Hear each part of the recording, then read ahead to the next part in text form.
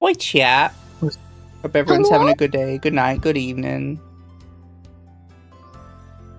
You see, we're talking about cringe. I let that's Kendra it. pick the video again. Listen, it's not my fault. Y'all just need to pick the video. Listen, pick the videos beforehand, and I won't pick cringe. Thank you, Internet Zen, for the member for 5 months. That stream name isn't encouraging at all. It is not. So the actual name of the video is Stop Trying to Be Evangelion, an open letter to mangaka. And I guess it's a series they do called Shonen Reclaim. Yeah. Like, okay. We're dealing with an Evangelion fan. We're dealing with an Evangelion fan who's only watched Evangelion and based every series off Evangelion. Yeah. This is what's the meme? It's guy who's only ever watched it's not, I'm just gonna use like Aladdin, but I don't remember what the original one was. Is guy who's literally only ever watched Aladdin watches Black Hawk Down, says, "Wow, this movie is a lot like Aladdin." It's the idea. It's basically the idea that if you have only ever seen one thing, everything else within that medium you're going to compare to that one thing because it's literally all you know. So this guy watched Evangelion and was like, "Wow, all this other anime is Evangelion." It's like, no. And what's worse is they're gonna compare it to shonen when it's very explicitly mecha. And not only mecha, like, you might have a reason if you compared it to like Gundam. Like, you could even argue most like mecha anime is like seinen anyway, so it's just comparing literal stuff written for like teenagers to literal young adults, being like, wow, I wonder why this thing isn't as deep as you want it to be. And it can be, but like, no, it's not most of the time. Have you ever watched Wanda and Wistoria? I can't believe the shonen tards haven't picked it up. I have not. No. And do not wish for that, because the moment they touch it is the day they start LARPing really, really hard. There's a couple anime specifically I really want to watch that I haven't gotten around to. One of them is, I can't remember the exact name, but it's something like Magic and Muscles. It's the one where the guy is in like a wizard school, but he actually has like no magical ability, so he just overwhelms all the challenges they give him with just brute strength. Yeah, that's Mashal. That's basically, everybody made fun of it back then because it literally was just One Punch Man, but magic. But it works so well because it's One Punch Man and magic. Literally everything I've seen about it looks fantastic. Oh, it is. Every like little clip I've seen. There's a reason why like it popped off, and the only reason why a lot of people even caught on to it was because of Bling Bang Bling Born, even though the series itself is just already naturally funny. Side characters get hoed though, which is the big complaint. I don't care about the side characters. I just want to watch funny man punch stuff. Again, like, it's not everything needs to be complex. Sometimes I just want to watch funny man punch thing. Again, it's like One Punch Man. It's like, I love all the side characters in One Punch Man. It's like, yeah, but you came for Saitama. All the other characters are like extra fluff for Saitama. They're good characters. It's just like you came here for Saitama. And then another one I want to watch, which I think I've seen it multiple times, but I didn't know what the name of it was till yesterday, which is Ishura or Ishura. It's it looks like the main character is like a skeleton guy. It is not the skeleton jobber one though. That's a different one. Which yes, there's a anime about like a skeleton jobber who works his way up to be like a demon king. Oh, this one is like a world where the Demon King was defeated, but all of the heroes are so bored that they basically just kind of become petty tyrants, pretty much. And they're all fighting over like territory and shit. I've never heard of this one. All I know about is the skeleton. Okay, so it's like this manhwa about like a skeleton knight who like he gets sent back in time and he like goes to be hero-ish type. He's kind of like, I guess, kind of overlordish, but not overlordish, because he wants to be strong so he can like protect his demon queen from like years later down the line. It's actually pretty interesting, but I didn't get far yet. I sent it to you. What is it? All the skeleton ones are super cool, though. Oh yeah, no, they've done great with all of them so far. Oh, yeah, I can pop up really the cover, and somebody in chat might recognize it better from that. Mash, the kid who lifts. Again, Mashal is just One Punch Man. It's magic. You can even look at the picture and tell, yeah, this person really liked One Punch Man, but they still actually did good world building. But like, again, you only come here for like One Punch Man. 3 anime with skeleton MCs. It's getting out of hand. Listen, all of them have not failed so far because they actually had to rely on charisma. And so far, if you don't have a skeleton that's charismatic, then like, why are you even here? So, what sold me on it was, are they gonna have like a picture of him at the top here? I don't think they will on the IMDb here. So our somebody had posted a clip to YouTube Shorts, and the skeleton guy was fighting one of the heroes, and the hero character immediately recognized that the skeleton is faster than him. So he, like, they do the inner monologue thing. And he basically says that he knows he's not fast enough to outspeed him, so he's going to have to just start predicting moves and hoping he gets it right. And I kind of like that as a concept.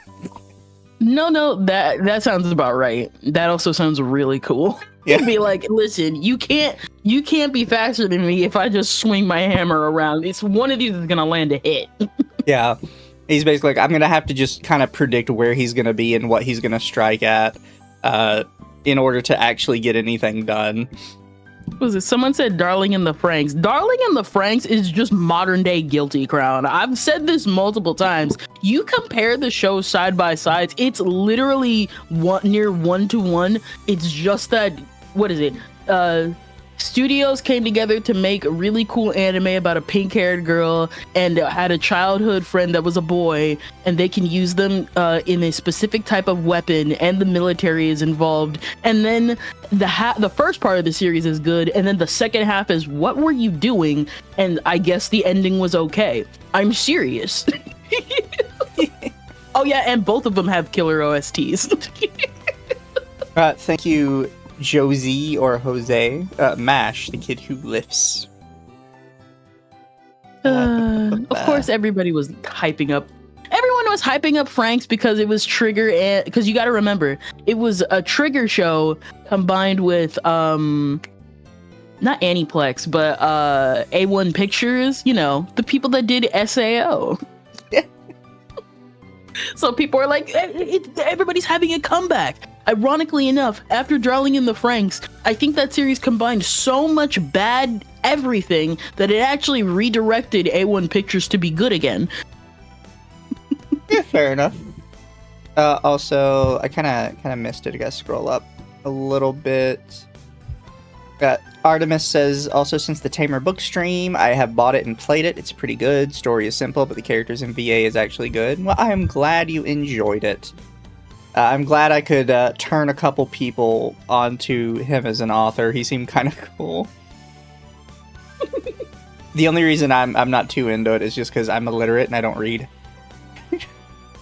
My books need pictures.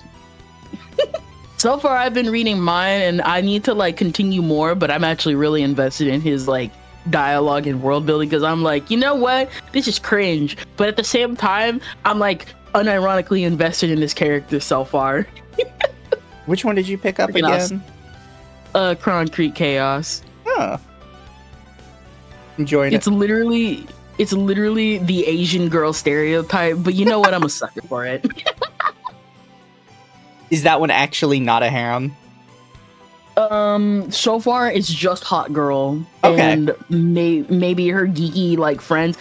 I still got to get more into it, but so far we're running across the highway at hype max speed, avoiding police pullover because we're late for class because of the exams and stuff. Oh my god, it's just like Akira.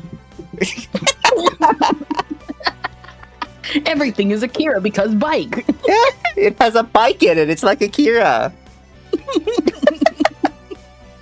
Oh, we joke. But chat, hope you're excited for this. I have not seen it. I don't know how much Kendra has seen. I got 7 minutes in and wanted to pelt myself against the wall. Well, that's gonna be fun.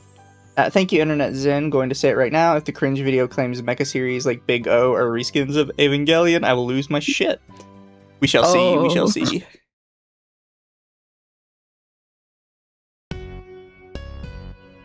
May I have your attention, please? May I have your attention, please? Can the real Hideaki Anno please stand up?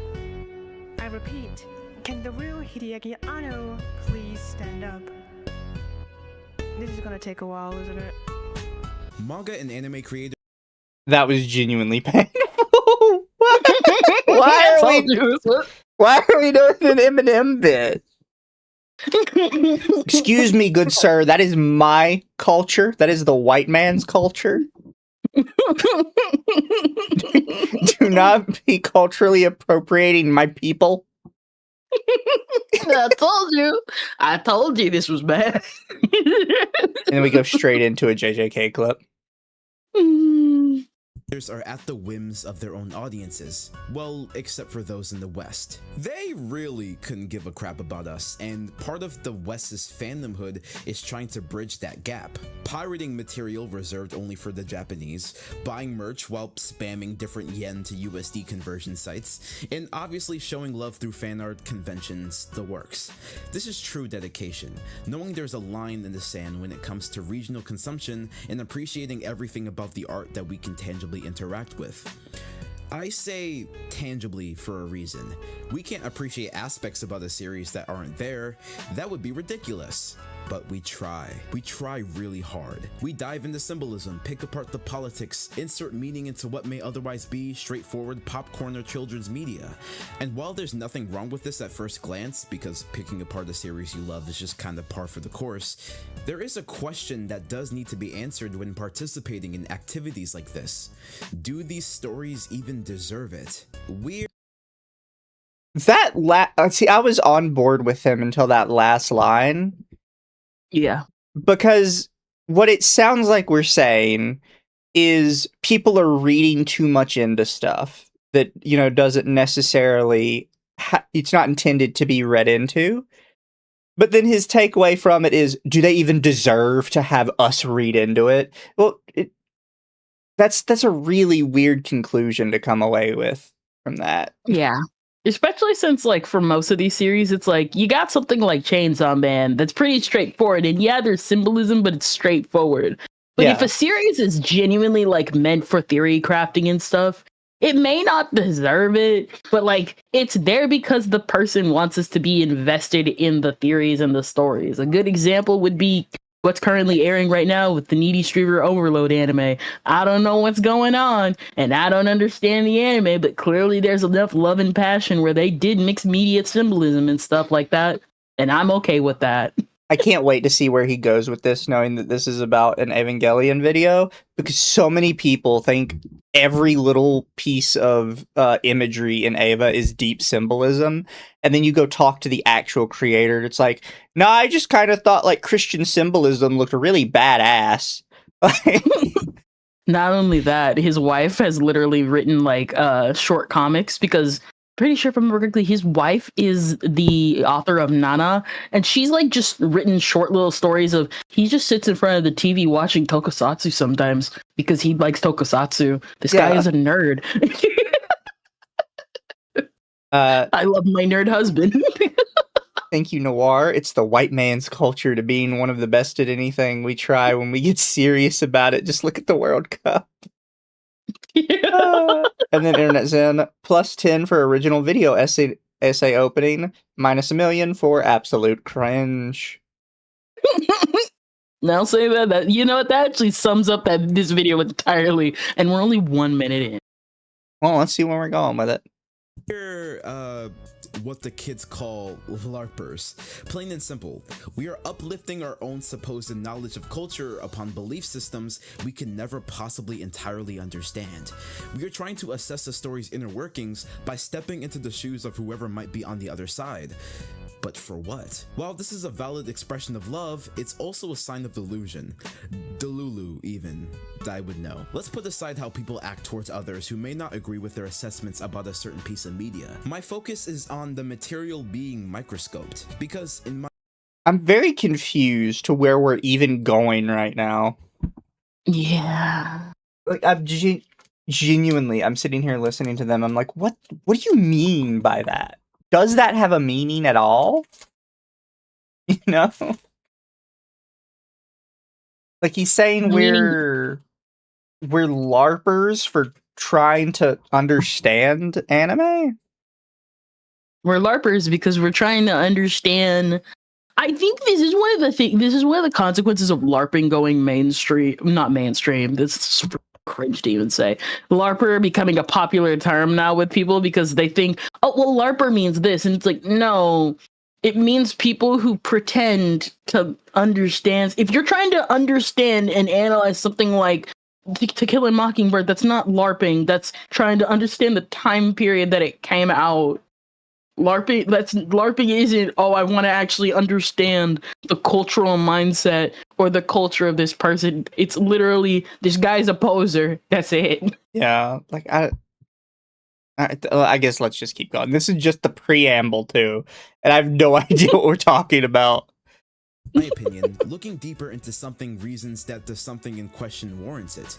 But again, in my opinion, 9 times out of 10, that something never does. That something is usually void of anything that would depict a well put together story. That something is often conservative, bigoted, or just generally harmful to certain groups of people. What? What?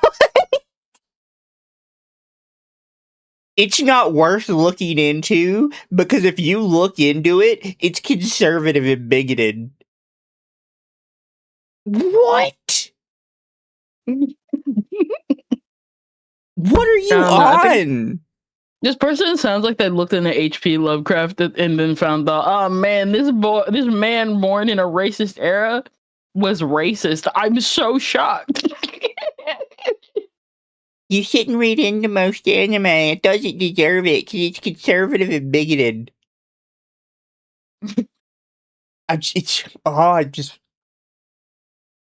We're not even 2 minutes in. Oh, sorry, we are 2 minutes in. We're just slightly past 2 minutes in.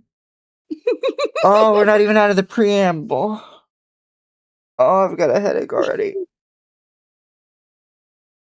People that we know certain groups of Easterners have never had the best history with. That something is often so caught up in being an imitation or a love letter that in trying to recreate what made it so special, it trips on itself. Because stripped of all of its temperaments, spectacle, wiki summaries, it is an imperfect call to action for human betterment and a study into why betterment may sometimes be unattainable. That something, simply put, could never attain the heights it did because of the enormous amounts of plot failings and inconsiderate treatment of characters, even though that something very clearly wants to. Sorry, I'm playing the pronoun game. I keep saying it, but what is it? I don't even know where you're at. Genuinely, like, I don't know what our baseline is right now. Yeah, that's what I said too. That's why I knew this video was gonna be good. It doesn't. Sorry, by the way, sorry, Chad. I forgot to put on the subtitles for you guys. I don't know where we're at or what we're talking. Like, I genuinely don't. I was gonna wonder if you were keeping track of it because what this person did was just spout a lot of stuff that made no sense, but in such a philosophical, and I say this with the big air quotes in my like room right now, that sounds so philosophical that you think they're making a point and they're not. Well, I have to go back to the one point I did completely understand, and it's, you know, it's kind of contradictory when he says it, is he's talking about people looking too deep into things that don't have a deeper meaning. But then his takeaway is, did it even deserve to be looked into? And it's like, it's kind of two separate points. You're pointing out that people are looking way too deeply into unimportant details, but then you're just kind of writing the whole thing off as unimportant because they did that. It's weird. And then he said something just a minute ago about taking away from Eastern cultures that have a bone to pick with Japan, and I'm like, what? Which is funny because if you know Japanese culture and you even look at the surrounding cultures, everyone takes something from somebody. Like there's like 3 different kitsune like lores if you look into like Korea and China. And then just different names for their cultures respectively.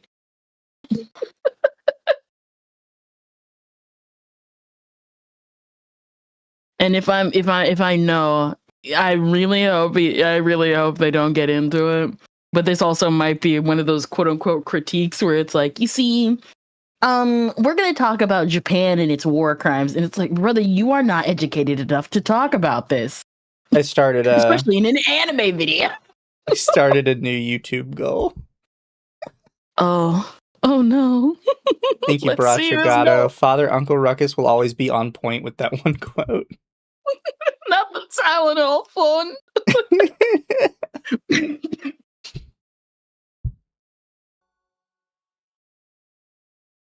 Can I ask something? What the hell is Evangelion about? No. It's about Hideki Anno's issue. First off, it's a love letter to kind of mecha in general, but it's also about Hideki Anno's daddy issues with what's his name? Miyazaki. Case closed. Are you happy? I explained all of it for you.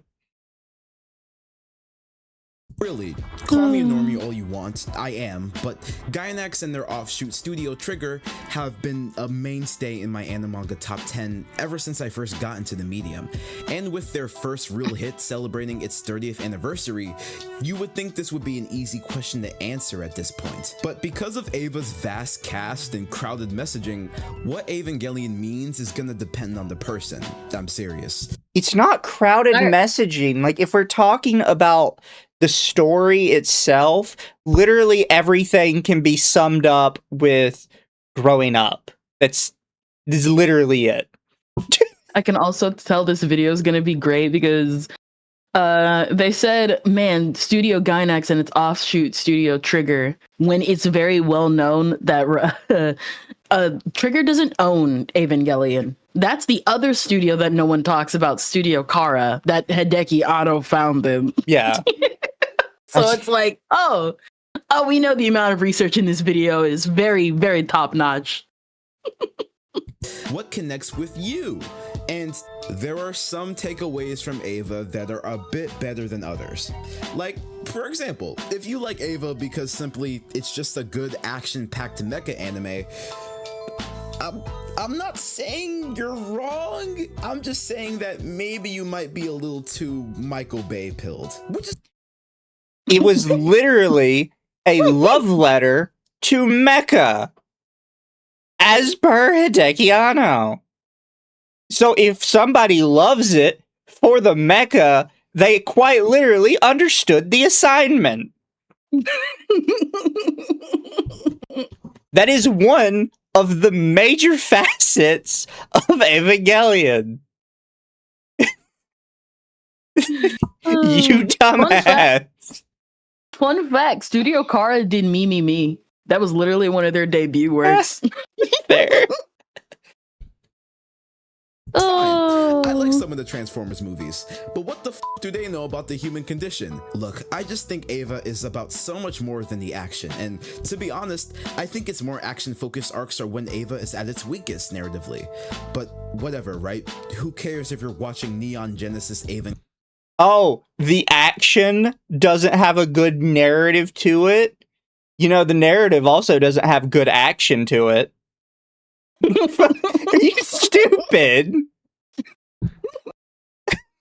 You're so... I'm so mad already. I'm so mad already.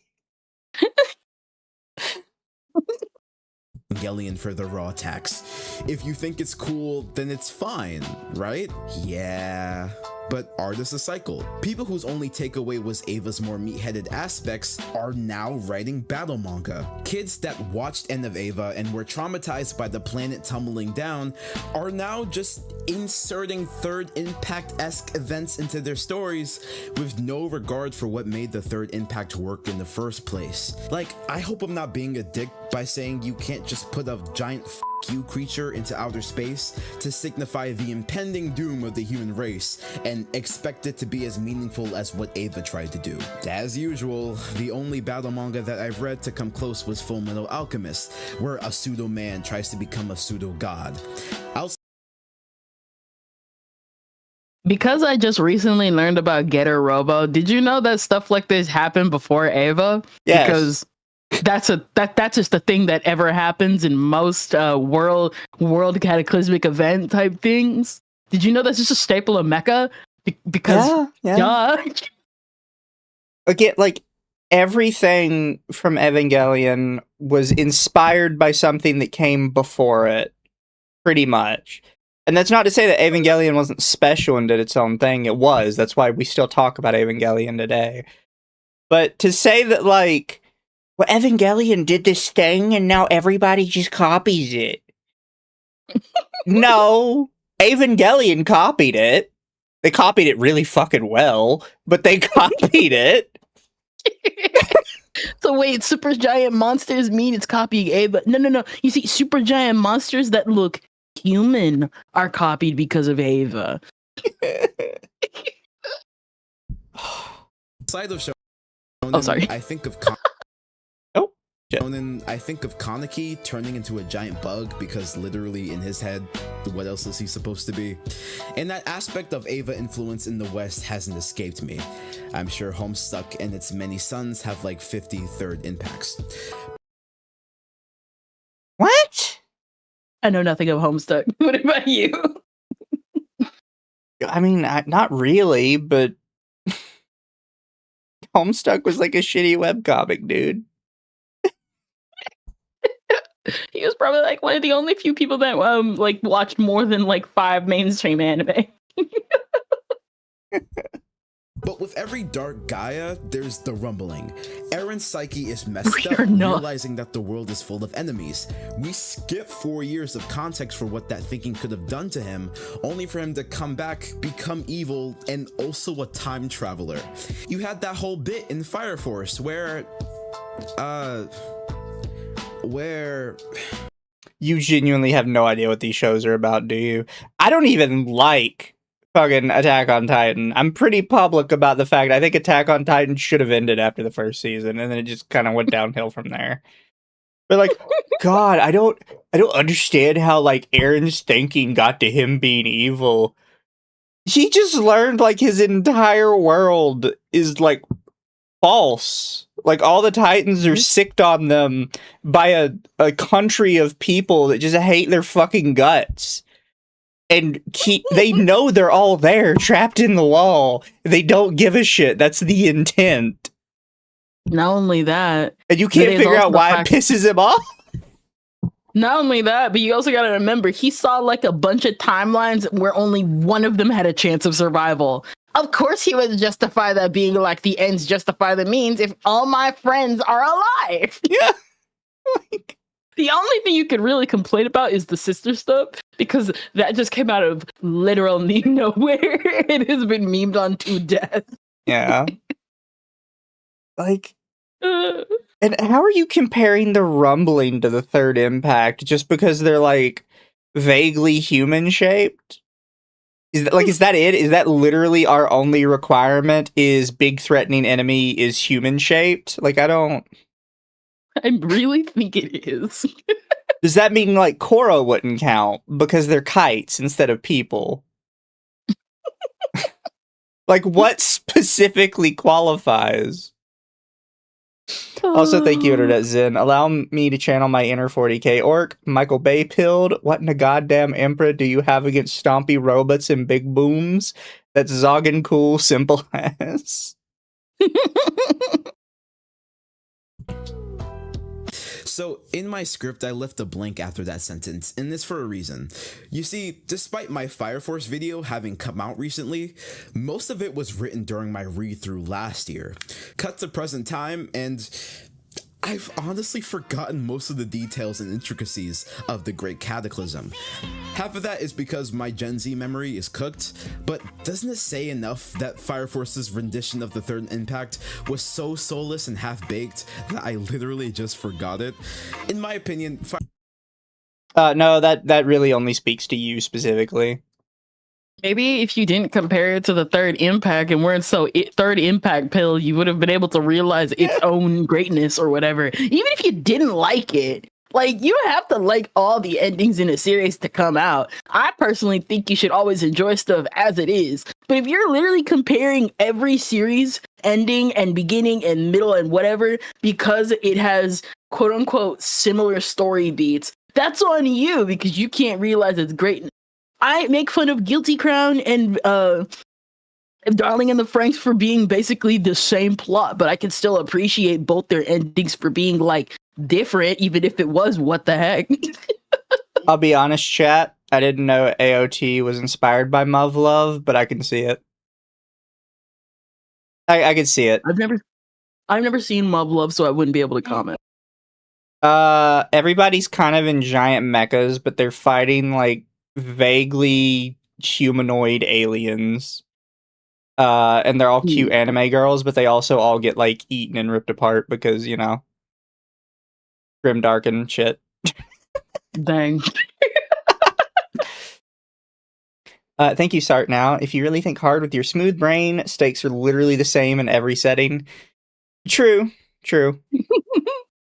Fire Force's beliefs are so obnoxious and condescending that trying to meet it halfway in the pursuit of analysis was so out of the question that I think my subconscious literally won't let me. The story is about...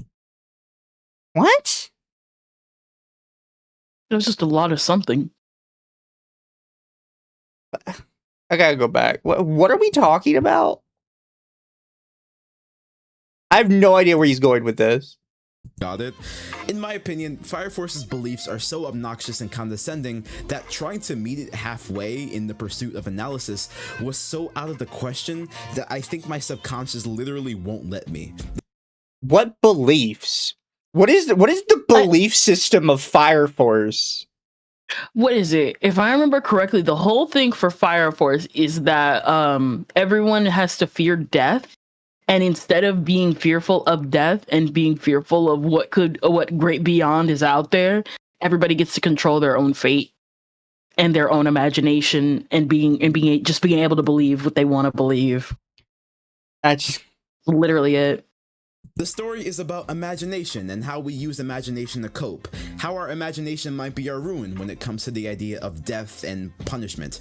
But Okubo's imagination consists of dodging real answers to intimate questions, demeaning those whose moral compass might just happen to coincide with the pact he disagrees with, and just general perversion. If you want more on... Why are you reading so deep into that? This is about a man who literally created a meta text where it was literally, you guys are the people that hate fan service, disappear. Yeah. That, check the video, but basically the Great Cataclysm, I can't take it seriously. Ask me if I care. You're not. The only one that I think gets the mad... If you didn't care, you wouldn't have brought it up and immediately cried about it. Particularly close is Jujutsu Kaisen, oddly enough. The idea of human instrumentality is that we are all one. As such, we can't hurt each other because there will no longer be in each other. In the same way, cursed energy is literally a culmination of all of our negative emotions, and those negative emotions are now a catalyst for sorcerers to become one being. It's an interesting idea. Too bad it goes all nowhere. Not even its sequel treats it with any reverence. Look, just what's that saying? It's its own thing. Thank you, Will Spain. My man, don't read the ending of Soul Eater. Because it's literally its own thing. That's literally it. It's like it doesn't go anywhere like the Great Cataclysm because it's not the Great I don't understand. Why doesn't it end like the Third Impact does? I like how this is a video called Stop Trying to Be Evangelion, and all I'm hearing right now is, it should have been more like Evangelion, man. I don't understand why it's not more Evangelion. Why didn't you do what Evangelion did? This is probably the first JJK fan I've actually seen that still read their series and missed the point. Because at least JJK fans can read, but this guy still read and was still illiterate. More accountants. What I'm basically saying is, if you're gonna try and replicate the third impact or human instrumentality just cause it was cool, maybe, just maybe, keep it to yourself. Shut the fuck up. Maybe you should have kept your opinion to yourself. Oh my gosh. What an asshole thing to say. Man, you should keep your ideas to yourself. Never write again.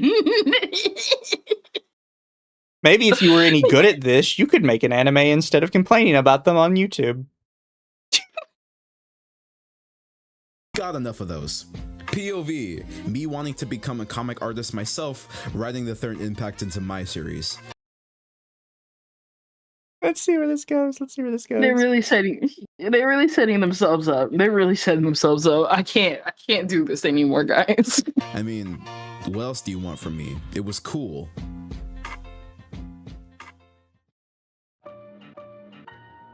Okay, so Eva isn't about its action set pieces. It literally is.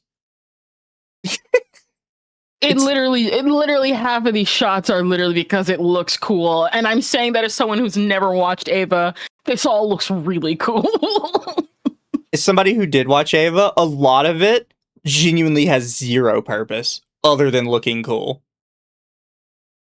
Maybe it's about the symbolism. I did allude to the fact that there was more going on under the surface. I can't wait for you to get this completely wrong, because every new anime fan that watches Evangelion and thinks, oh my god, this is so deep, gets every aspect of it wrong. Literally start to finish. One of the you've probably heard it before. One of the huge things people constantly say about it is it's ragging on otakus because it genuinely hates anime fans. Yeah, and my mom's name is Winifred Gertrude. Angel's Advocate, thank you. This guy has to slow down. At this rate, I'm going to complete my video essay bingo card before we're even halfway through the video.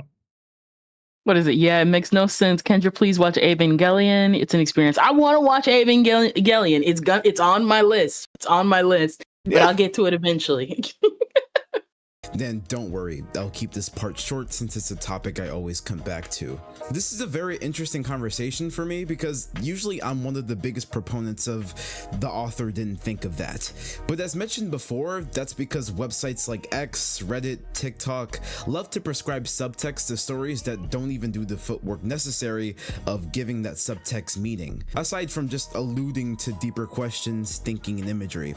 I use this term a lot, but it's set dressing. However, Eva, in my opinion, does have actual writing that makes the subtext more than just allusions to something that's somewhat fake deep. You are so wrong. You are absolutely wrong. If anything, more mangaka now than ever are just relying on set dressing. Eva was just doing it because they were like, you know what? And nobody's done that in anime before. Let's add that thing. It looks cool. It looks cool. It makes no sense, but we're gonna vaguely tie these plots together. You have genuinely no clue what you're talking about. Like, but Ava's like so actual deep. Like the symbols have so much meaning. They fucking don't. And Otto is very public about that they fucking don't. It's not even a secret. He says it in interviews all the time. We finally found it, guys. We found the most illiterate JJK fan I have ever seen. But, the author doesn't seem to agree with that. Thank God you know that. If you didn't know that, the author doesn't seem to agree with that. Yeah, because it doesn't. everything he picked was borrowed from somewhere else under the idea that it looks really badass. But what about my opinions? Anno, one of many behind Ava's conception, said one of many. It's one of many behind the anime's conception. It's not like it's his idea. I don't know what you mean. It's one of many. No, it's him. It is his thing. It is his story. I'm aware that other people helped make it into a reality. At the end of the day, it is his story. Synthesis here means showing off one's knowledge, and the word that best fits it is know-it-all. The story of Ava, which seems full of mystery at first glance, is just staged to give off an air of something deeper going on. In truth, there's nothing underneath, no hidden meaning. If you can't get more blatant than that, I don't know what to tell you, bro. Pretty much plainly that the symbolism of the story was only there because he thought it looked cool. There's not much that can be gleaned about Ava with its symbolism because, by authorial intent, that symbolism is meaningless. So, 1. He also said that episodes 25 and 26 would have been a sufficient ending for the series, even without the support of the albeit at times purposeful fanficky nature of End of Ava. Why does that change anything? What does that even mean? He said this would have been a fine ending. Okay, yeah, no, that's... Yeah.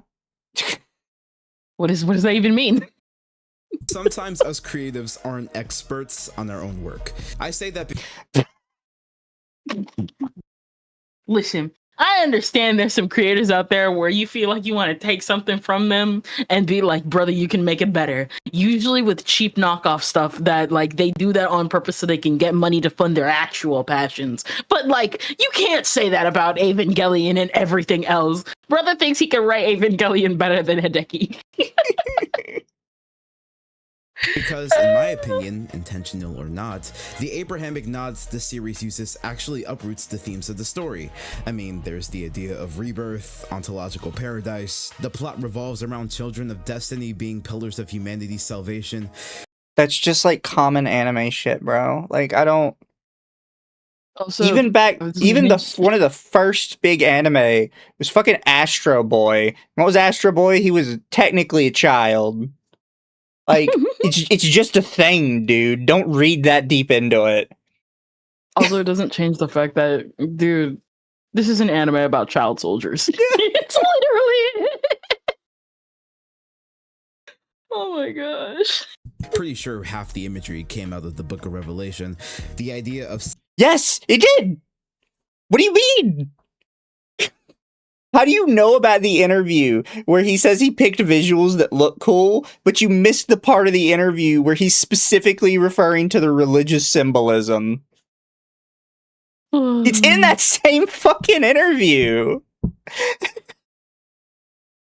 Well, you see, he doesn't know his own work, Mizu. Unlike me, who clearly picked his brain apart myself through my psychokinesis. Sin and how it hurts relationships. I mean, there's a motif of characters literally calling for a savior. Ava's symbolism isn't like multifaceted, but it's definitely there for those who want to enrich their experience. Now, does this... It's literally not. Someone said this person wants to be Future Diary. You know what? Future Diary actually would have been a better comparison to use than half of what he's going to say here. Exactly. That's a series that actually is super pretentious and then fanficked its way via an OVA to give it a happy ending anyway. Make Ava good? Hell no. It's merely a cherry on top to a story that already gave its themes time to develop beyond just the subtext. After all, why would anyone dive deeper into a story that doesn't do the bare minimum of giving its audience a reason to? You are such an asshole. What are we talking about? A genuine question. What are we talking about at this point? Because you admitted there was no deeper meaning, and now you're like, it gave people so much reason to look into the deeper meaning, when they really shouldn't have, because it was only one layer of deep, but it actually was pretty good because there was at least one layer of it. It's like, what crack are you on? All of it. Like, I genuinely don't understand where we're going with this at this point. Dude has found crack we have not even bared witness to. Also, we're past the point that I got into. Oh, this is gonna be fun. Kendra's all on new ground now. Thank you, Palacidina, for the 5. Death of the author is one of the most irritating things to deal with in discussions, like dealing with a backseat driver who only has a learner's permit. No, for real? Because you got most of the people that do that type of thing of, death of the author. They can't write to save their own life, yet they want to be a best-selling author and they want people to actually cherish their work like the big people, without realizing that the big people wrote like 50 trash stories before they got to their creme de la creme. Oh, exactly. Really quick, Kendra, if you want to assist the chat, I'm going to go grab a drink before I lose my shit. Go buy that drink for the Tylenol. Why not be more like big order? You guys. Oh my god. I'm someone who actually really likes psychological anime. I go out of my way to go read a lot of it because it's really freaking good.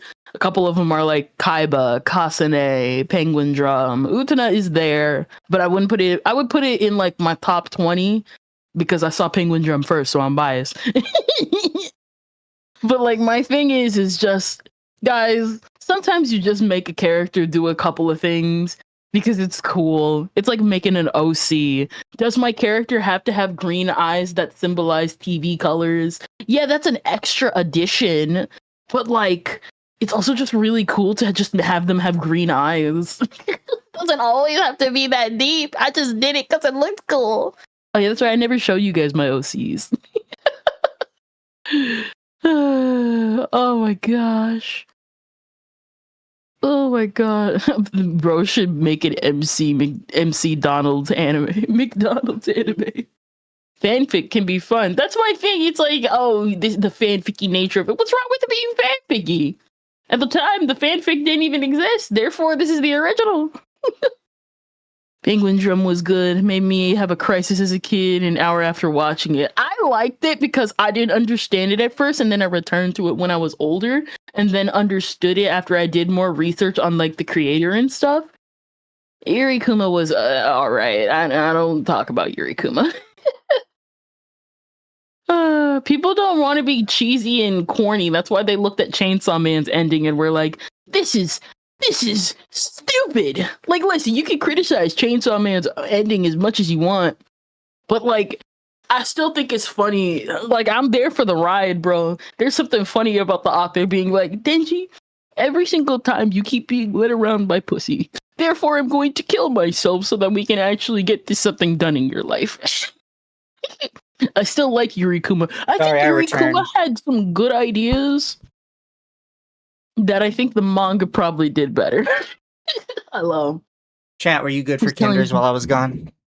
I was telling people about the ending of Chainsaw Man, and the funny thing about it is I guess spoilers of the ending where it was literally like Denji, like Pochito looked at Denji, was like, Denji, you keep being led around by pussy. Therefore, I'm killing myself so that you can get your life in order. Doesn't he try and get with Rize though? She totally comes back, guys. She totally does, but she doesn't. But she's still technically there.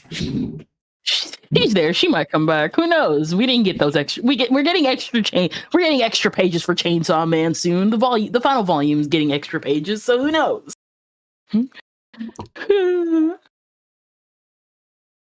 I also went and I got some sour cream and onion chips. Listen, it's just like when it's just the end. It's just like that one shot Fujimoto put out. Listen, I didn't really make this to be as deep as possible. Just listen to the song, bro. It's not that deep. He literally made a one-shot before part 2 that came out, literally being like, it's literally not that deep. Sure enough, he predicted the exact reaction he would get the second he put part 2 out. The worst chips. Sour cream and onion is based. And that's a really weird way to say salt and vinegar. Anyways, let's continue. Oh. What were you going to say? Oh, no, I was going to say, I mean, I personally think the cheese ruffles are better. No, the cheddar cheese ones are good. Uh. As long as it's not salt and vinegar. Whether it be Fire Force wearing the skin of religious imagery, even though it demeans the very concept of religion and diverts into Soul Eater nostalgia bait to dodge some of its deeper questions. What? Okay. You know it's a prequel to Soul Eater, right? Like, the prequel to Soul Eater came out, like, at the time where people just didn't expect it, but they kind of had the religious part, like already there. Like it's there in the beginning. I don't think you've watched any of these shows. I haven't watched the Fire Force, and even I still got enough into it to be like, okay, yeah, I can see the religious symbolism in this. I don't get it. Oh my god. AOT fitting the structure of a lot of philosophies revolving around freedom, while not letting us be acquainted with the freedom its characters have learned to be desperate for during the 4-year time skip, while also ensuring its cycle of war will make freedom inaccessible to later generations. Anyway, a lot of anime manga do not have the... Do you know how Attack on Titan ended? Like, I didn't like how it ended, to be quite frank. I think I was the first person to say that I thought it ripped off Code Geass. Basically. But do you not know how it ended? Because like their next generation will never experience that freedom. The whole point was basically everybody in the world kind of had like Titan nukes now, sort of, kind of. So everybody has to kind of be friendly. My thing is like, my thing, because I remember like looking up analysis, because I knew I wasn't gonna watch or read Attack on Titan, and the one thing everyone came to the same conclusion was, listen, it's not about the conclusion of the cycle of war, even though they hated that was the ending. It's the fact that Eren still wanted to change the destiny for his friends, so that they live happy lives without him. And even then, it's like, okay, it's once the Titan shifter thing was over, everyone was on an even playing field. Everyone had to play catch up because half the world was decimated. That was the point.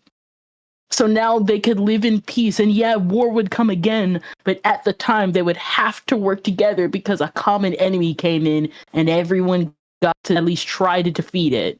Which is why I feel like they ripped off Code Geass.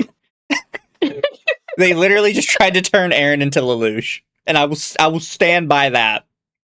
Lelouch, if he liked his sister. I mean, he might have a little bit. Thank you, Internet Zen. Giving the audience a reason to. People come to see simplistic stuff all the time. Rule of cool is a perfectly justifiable reason to watch an anime. What is it? We've seen the promotional art of him and his mom. Have you seen that one? I've not. I need to, I need to find that video. It's like ridiculous. Fair enough. This doesn't even happen in the anime. I have to agree with chat, by the way. Why do we keep calling it anime-manga? Is it anime or is it manga? Like, pick one or the other, because they're not exactly the same and they have different problems.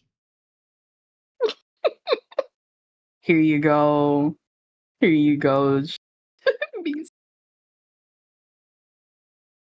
I'm putting it in host space. Fair enough. There you go. You know what? I'm not going to pull that up on screen. I already knew you were it. This doesn't even happen in the anime, by the way. They just did it. I'm just not going to risk it.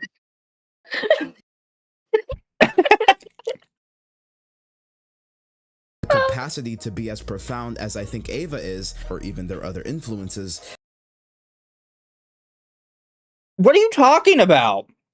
You just admitted that Eva had no deeper symbolism that was intended by Anno.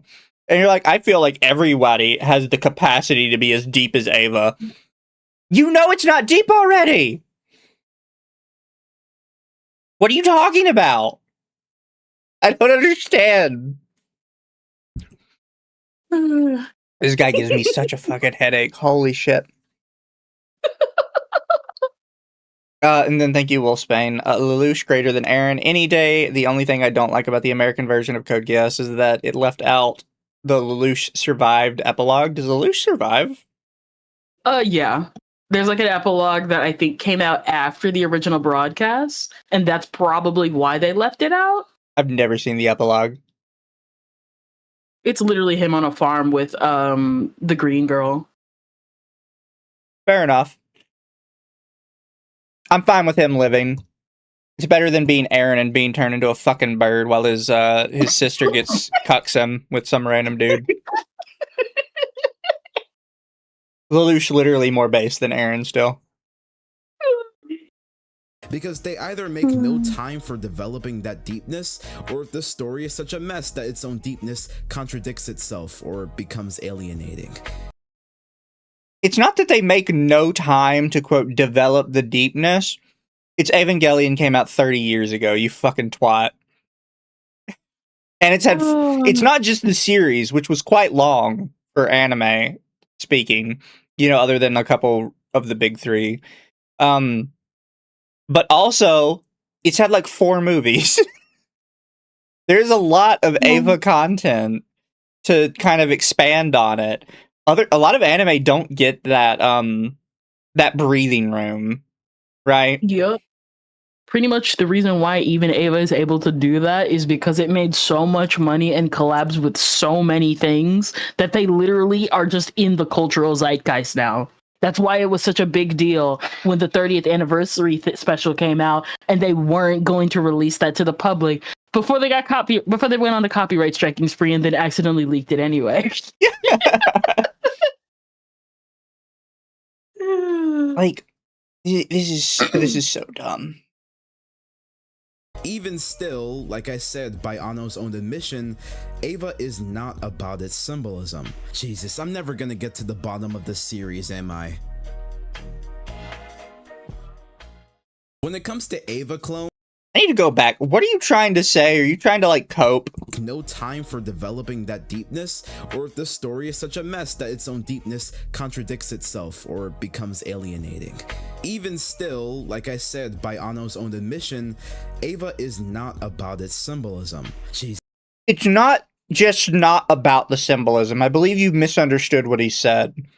The symbolism has no meaning. It's quite literally not symbolism. It is just shit that looked really cool.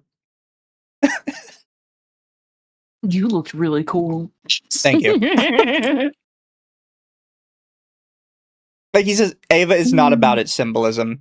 It's not just not about it. The symbolism isn't real. You're looking too deep at something that doesn't exist. Noir says, I always argued with my brother that Lelouch survived. I am so smart. SMRTI. I mean SMART. I'm never gonna get to the bottom of this series, am I? You're not specifically. Everybody else has. has. Eva clones in the modern day, they say nothing has come close as Chainsaw Man. That no one said that. Who has ever said that Chainsaw Man is an Eva clone? Genuine question. Who has said this? Who is they? Are they in the room with us right now?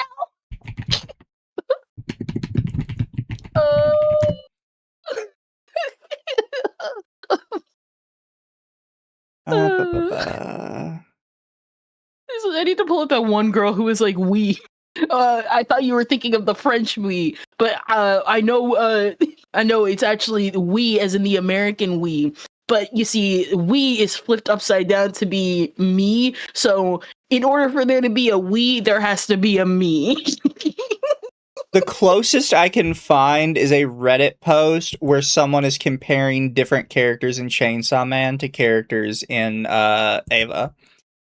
Oh So my like god. they have a line between Denji and Shinji, and it just says mentally fucked and horny. There's one between Power and Asuka, which just says racist (parentheses based), narcissistic, and abusive.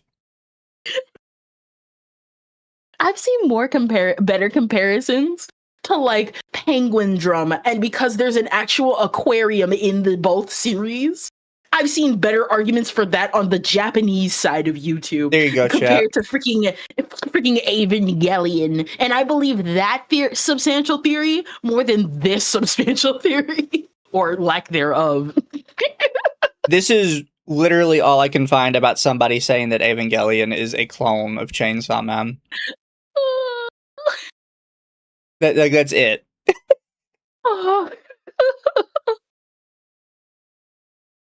Oh my god. This is so stupid. Best girl. And they're right, in all of the wrong ways. When I talk about people who have interpreted the series somewhat incorrectly, Tatsuki Fujimoto is... Look, I believe Fujimoto is smarter, more creative, and more intuitive than the average shonen battle mangaka. So he was able to pick up on more things than just the cool fights or the darker tone.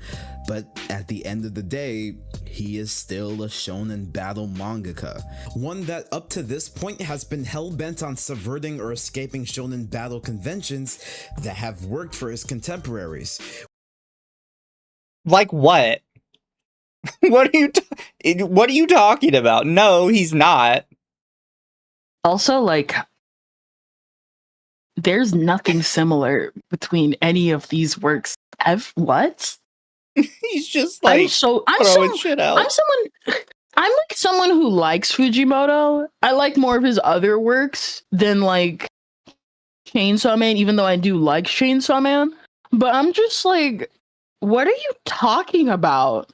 Quite literally, his philosophy is, I'm going to make the most interesting setting possible, throw a little fantasy in there, and then something explodes. That's he literally just straight up said that in Goodbye Eri. Yeah. Oh my gosh. I am genuinely kind of confused with how to deal with this guy's video, because almost everything he says, I'm just like, where did you get that from? Because you're just wrong. Like, I feel like we're just saying shit at this point. Oh my god. Which, as I've always said, would be fine if you replaced it with creative choices that would lend itself to a good story. Lend itself to something truly unique and worthy of being above the typical baby shonen so many of Chainsaw Man's fans snarl at. And in the end, I just don't think that it did. In which case, maybe Fujimoto would have been better off just copying Togashi, Toriyama, or Kubo. Chainsaw...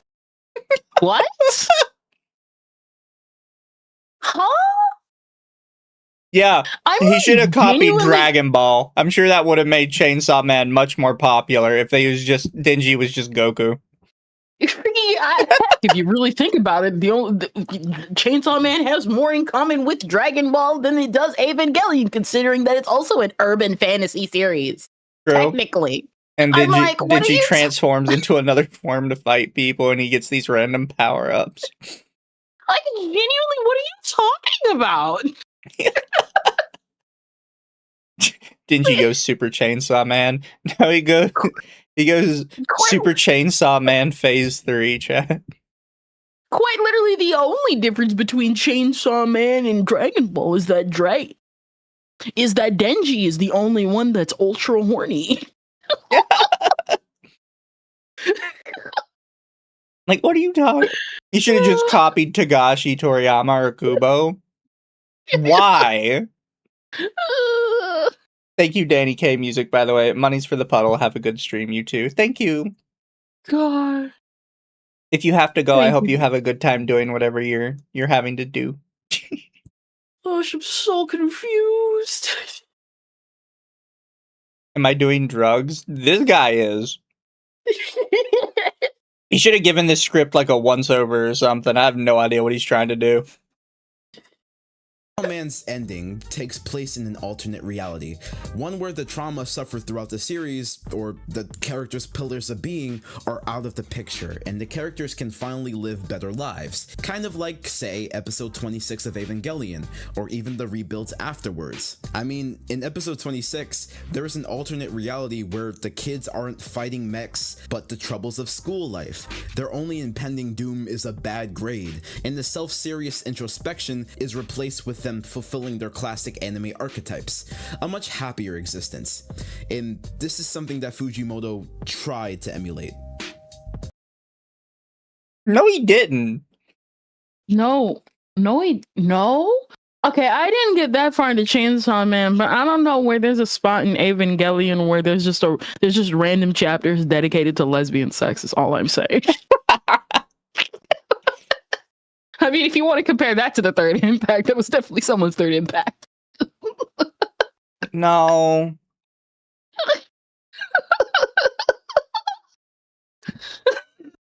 Alternate timeline where Shinji was straight. He fails. Chainsaw Man's ending isn't a manifestation of what life would be like had the characters accepted their right to live, or a life the characters could have had outside of their bestowed cosmic purpose. It is their present, which takes the metaphor and makes it literal, which of course generates even more confusion than Eva did. Someone compared it to the ending of Sonic 06, and actually— By someone, you mean you again. Like, stop saying someone. Just say, I think it's kind of like the ending of Sonic 06. Is there someone in the room right now? Like, stop saying someone. Just say you. It is your comparison. You know, some people say it's like Sonic 06. Shut the fuck up. Also, like, the ending of Sonic 06 still has, like, lasting impact. Like, what? Like, even if people want to ignore it, it still has a lasting impact to this day. What are you talking about?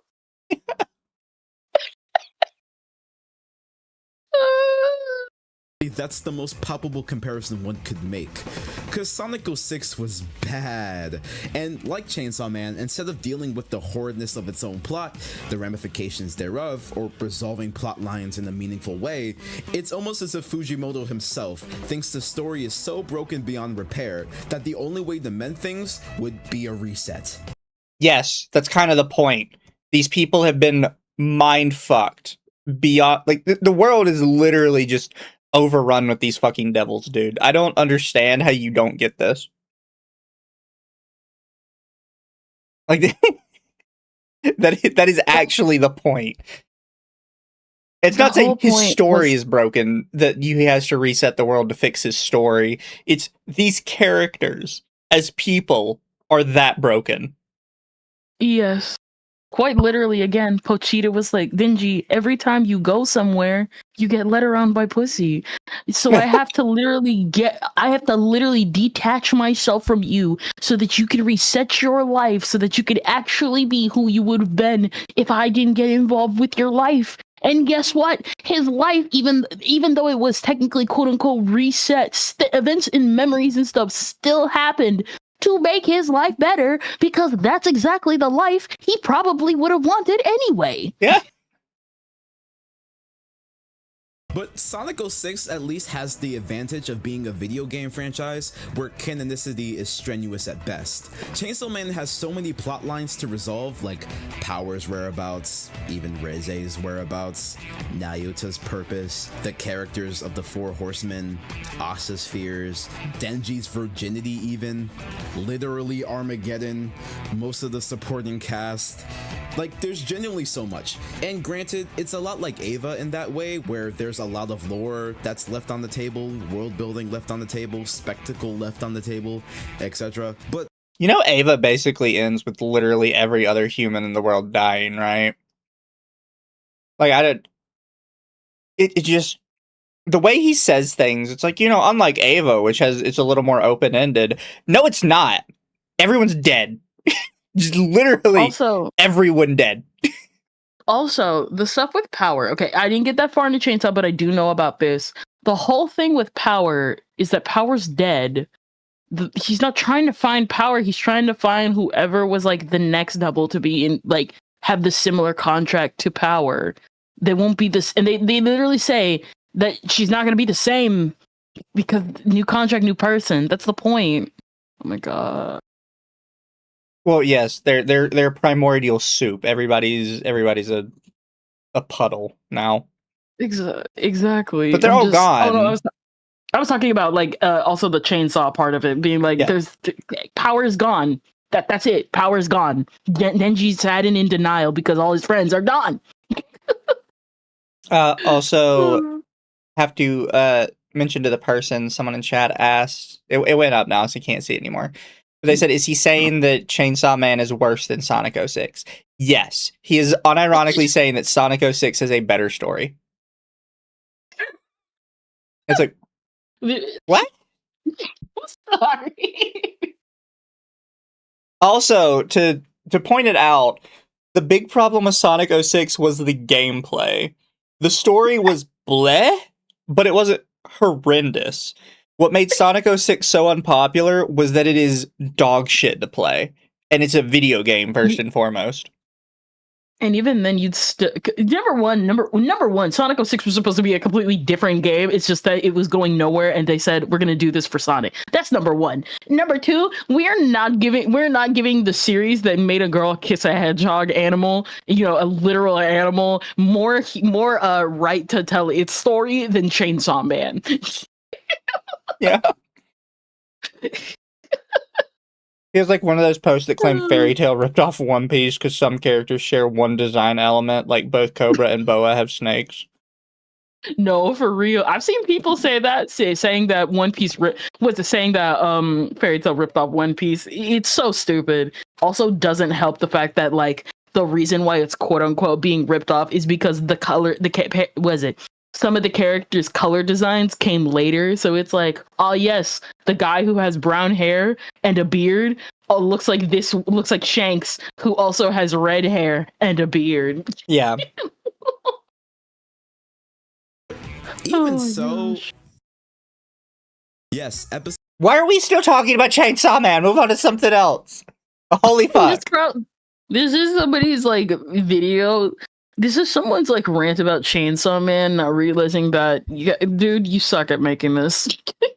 Exactly. Here, let me see if I can find the quote really quick. Yeah, there's a famous quote called "Comparison is the thief of joy," and it's intended to be more focused on you as a person, but I do think it can apply to media.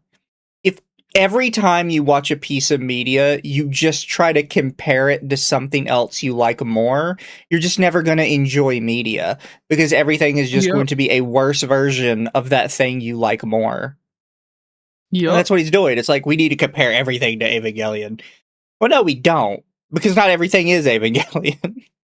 That's like saying, like, you see, Finding Nemo is an inferior version to Jaws because they both have a shark named Bruce in it. And I'm saying this as someone who, like, recently watched Jaws for the first time. It's like, if you keep comparing and contrasting and you don't just enjoy the ride, you're not going to have fun. That's what people just need to understand. Just listen to the song, bro.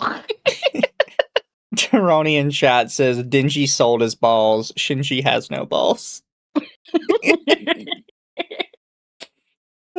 So 26 bypassed a lot of things, but it's not like ultra psychological tangents and retrospection were out of left field for the series. Much of the later half of Eva is very much the sacrifice of blood-pumping action for slower, overly dramatic word vomits about how a character thinks and feels.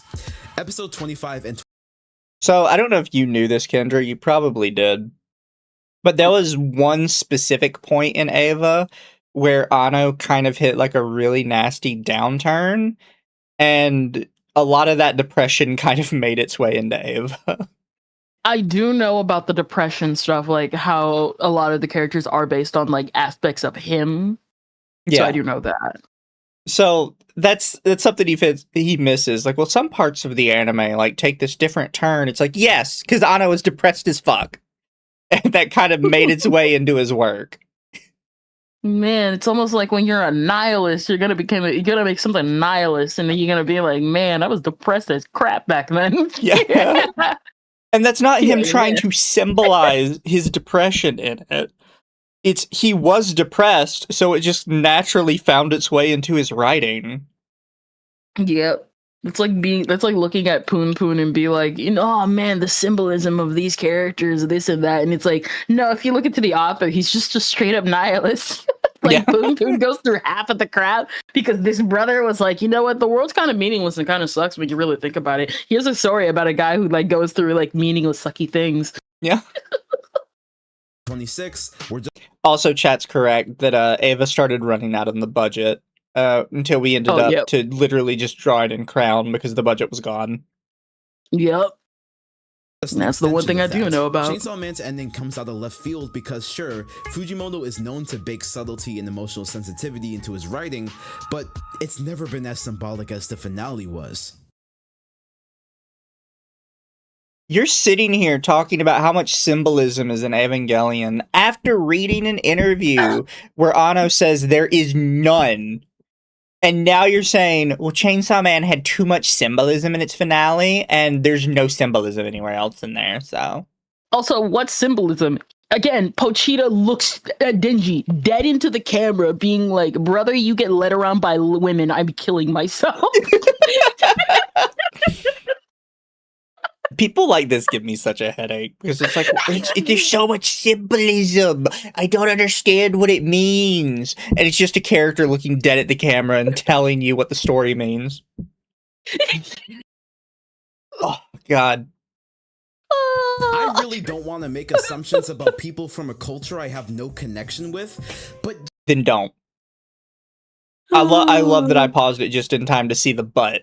There's no but. Don't. Not even just make assumptions about people from a culture you have connection with.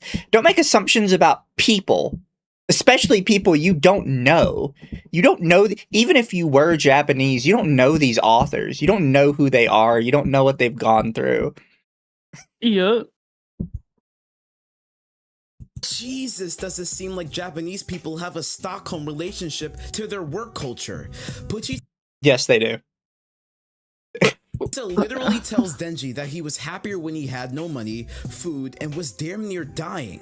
Basically, he's saying he was happier when society decided his role for him. Maybe because at least then, Denji didn't overly rely on his Chainsaw Man identity. As if part 2 showed this at all and didn't just cut between the... That's not saying he needs to cuck himself to the work culture, though. Like, what do you... Yeah, you're such an idiot. It has nothing to do with the work culture. It has everything to do with how bad Denji's life has gotten and how much pain he's gone through. Not only that, but I think it's also technically a good subversion of shonen tropes where it's like, oh, you have to be special. Oh, you have to. No, sometimes you just need to be in society. Not everybody needs to be special, bro. His desire to be special is worse for him than just being a person that exists. Exactly. Billion subplots instead of letting us see Denji's toxic need for Chainsaw Man start to grow. But even if that was true, is Denji seriously happier without his persona? Yes. I just find that hard to believe. Denji and hell, even this version of Makima, return to their lives as cogs for the government and devil hunting system in this dream reality, with seemingly even less relationship to hold on to, as people like Aki and Reze are nowhere to be seen. Not to mention that without his powers, Denji's at least 2 arcs away from death. Let's talk. But he's still happy. He's happier that way. It's like, oh, well, he's not happy. He's gonna die soon. It's like, he's still happier. Yeah. Like, you see it in the ending, like, yeah, he prevented a lot of things. He's still getting led around by the government, but he has food, he has hope for another day. It may not be what we want from a usual shonen, but for this character, it works. That's the point. Exactly. Chat says Makima is not around in the new world. Nyaki. Yeah, it's not. It's Nayuta, and it's like, okay, but like again, it's not Makima who's like, you know, an ultra manipulator. It's this childish girl who still has a role to grow, and he has power back because he always wanted power back because that's what Pochita knew that he wanted back. We may not see Aki and we may not see Rize, but guess what? They're there in the world somewhere, a lot happier than what they are now because the future is changed. That's the point. They're not self-sacrificing anymore. They're living their own lives. I like how he says he's 2 arcs away from death, and it's like, no, the world is not guaranteed to go on the same path. That's kind of also part of the point. And it's like, again, if he dies, he's happy, still living the short life he has. Yeah. That's the point. Oh my gosh. Instead of every day being an absolute struggle against, like, all of these horrors that he's struggling to cope with none of his friends there with him, by the way. That's like another part that kind of gets left out, is that he has no one to face that trauma with. Everybody uses him, and that's it. Oh, like, man. And power saves him from the Yakuza, yes. Ending logistically. Pochita ate himself, but there are still chainsaws, so we have no idea what Pochita actually is. Power comes out of nowhere to save Denji. Makima is Nayuta, but still works for the government. None of this new reality makes sense. But you could say, well, this is a Denji-centered reality. Pochita metacontextually erased Chainsaw Man as an identity, so Denji can rely on himself. Kind of like how Shinji shouldn't think his only worth comes from piloting a robot, this new timeline is meant to show just how much Denji has affected other people outside of Chainsaw Man. This is you reading way too fucking deeply into something that, to the point that you have missed the point. I think this is something that happens with certain people where they're so desperate for a deeper meaning, and they keep digging and they keep digging, that they just dig straight on past the treasure chest. And they don't even notice it's there. They're just fucking gone. Also, sorry, Chad, I hit my mic.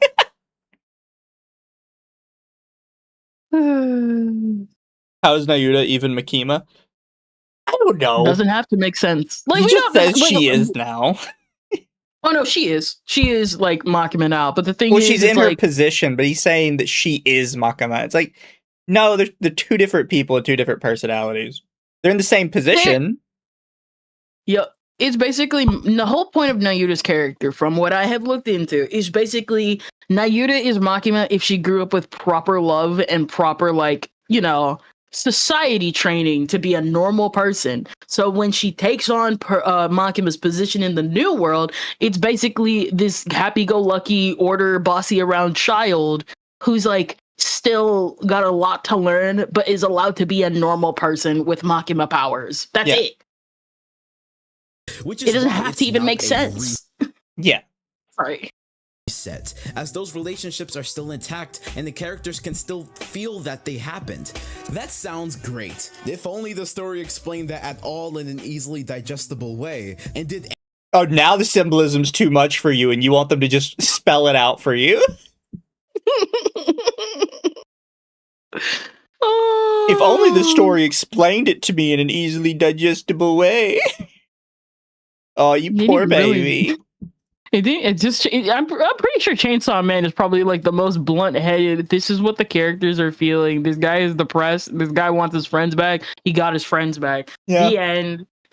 The future is looking high and up, guys. He got his friends back. Anything with the idea beyond just a 5-page epilogue inserted right at the height of Part 2's tension, before the story could resolve any of its more tangible plot lines. Fujimoto barely gives himself enough time to not make this finale feel like a bunch of random bullshit going on. And as stated before, it's even worse because Chainsaw Man has never been this subtextual. All of this comes out of nowhere. And even— Are you saying that, but you up until this point you thought it was just brainless schlop? And now that you have to think about it for 5 seconds, it's too much for you? Like, I don't. I want you to keep in mind, there's literally a page where like Denji just straight up just says, "I want sex. I want sex," and literally, the other girls literally just screaming, "Ew." There's a chapter where she literally jacks him off, bro. What are you talking Exactly. about? And if I were to believe Denji ties his self-worth to his Chainsaw Man persona, and without it he's healthier, it still feels random because frankly, that's not what Denji's main conflict has been up to this point. You ask, well, what could possibly be his main conflict then? I swear to God, if you say getting laid. Well, Gainax has a knack for being blissfully horny. It is about getting laid. And I guarantee you're going to bring up the fact that Shinji jacks off over an unconscious Asuka. Look, Denji's like main concern is not getting laid in itself. That is what he thinks his main concern is. His internal main concern is the desire for that connection with another person that he just doesn't have. And that manifests, because he is a horny teenage boy, as if we just have sex, I'll be happy. Yep. There's literally, even in the first part of Chainsaw Man, he touches power and he realizes, I kind of don't feel anything. I thought there was makes more sense. And then Makima tells him, oh, it's because you actually need to get to know the person. Like, the series is not subtle in the slightest. Yeah. That's why she's able to manipulate it, because she said, you have to feel something with somebody. So why don't you just come to me so I can, like, manipulate you? And then he thinks that's a proper connection. And he still questions Makima, but it's the only person, get this, who wanted to, quote unquote, form a connection with him, when really she was just a fangirl for Chainsaw Man. Anno tells us, how dare we objectify the women in our lives into IRL waifus that exist purely for our own self-gratification. No, he doesn't. He has said this in an interview where people asked him about like Asuka and Rei and how they're like, how people think that they're supposed to be characterizations of popular anime waifu tropes. And he literally replies something along the lines of, they act that way because I think both of those personalities are hot. You could have because I saw the other interview where it was like, okay, yes, the character designs are based on Bishoujo characters of the time, but they're still based on him. Yeah. Like aspects of him. And he likes those tropes. That's why people keep arguing about who's better.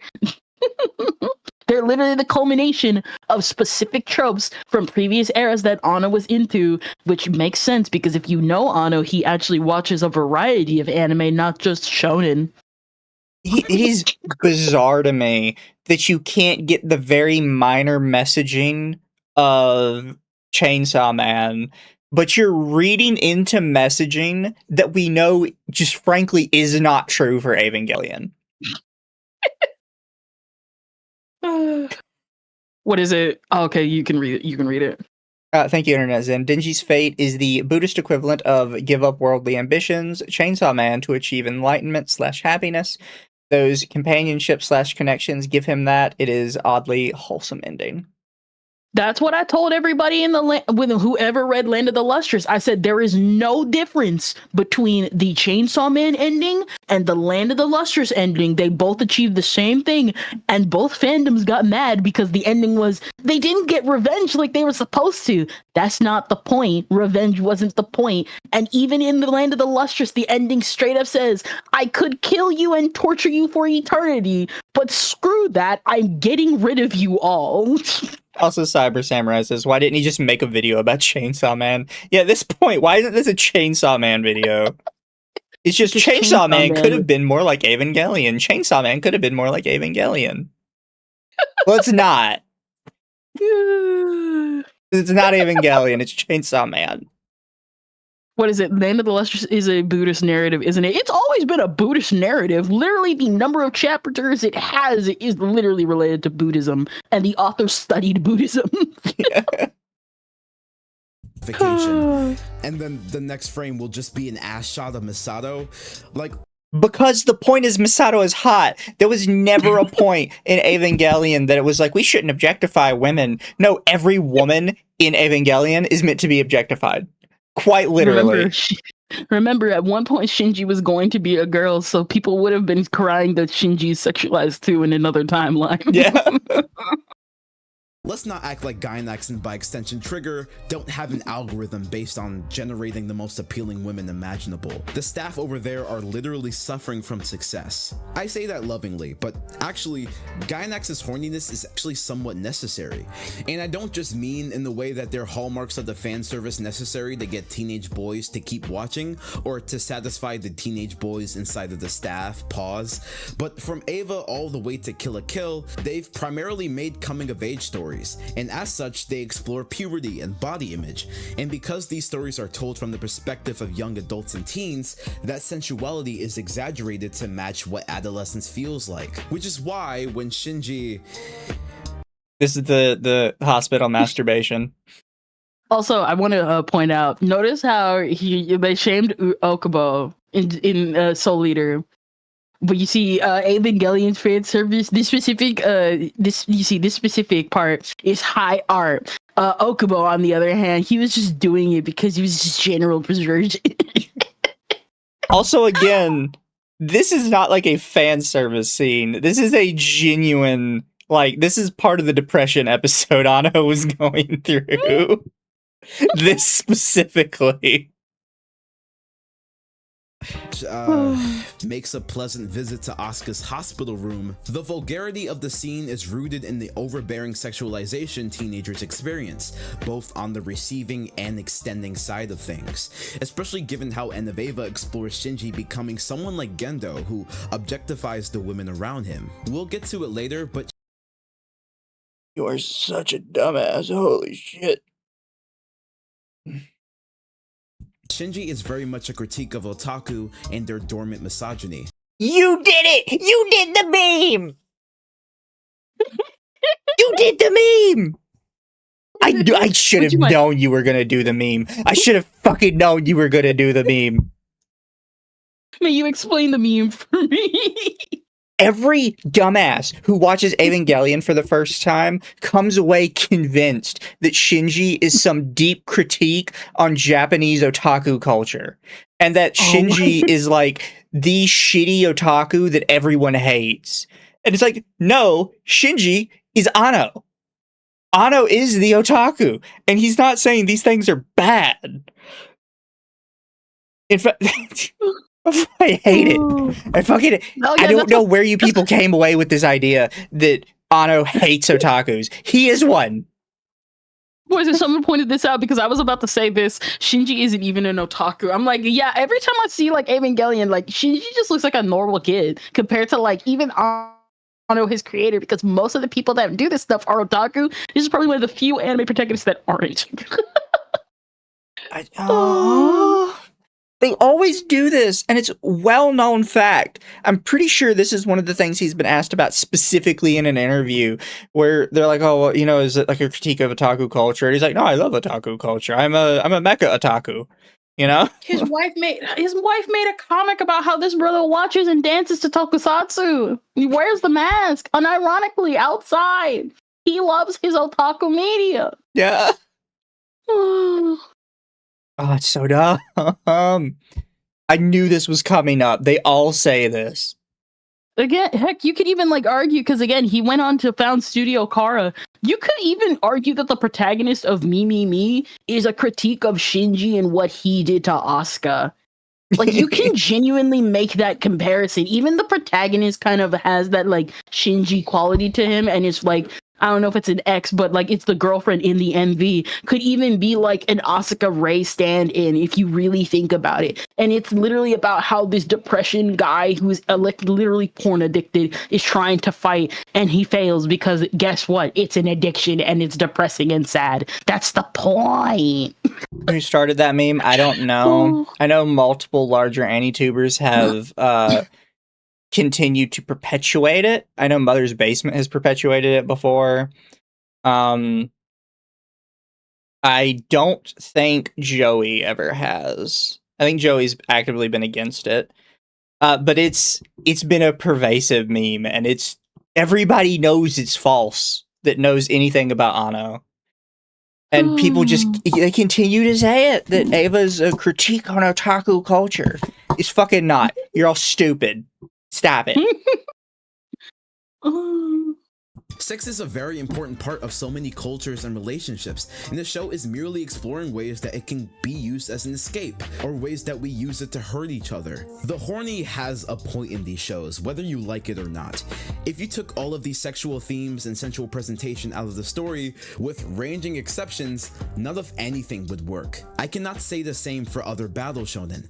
Tamaki does not have to be molested by the camera in order for the story to work. In fact, for as seriously as Fire Force wants me to take it, it would be a great service if all of these scenes were Control-Alt-Deleted. But there's an entire metatextual episode about how the fan service is 100% necessary, and you're all retards for wanting it gone. Even if you think it's unnecessary, the whole point is I created it because I like it. It doesn't have to always be meta text. It doesn't have to always be coming with the citations of, and here's why the human condition is necessary and blah, blah, blah. It's, I like it. You read my series because you like it. Let's all like it together, and let's all create together, even if even if nobody gets it. That's the point. You just made it just because you wanted to. It looked cool. It looked hot, etc., etc. It's not that deep. Sometimes it's just not that deep.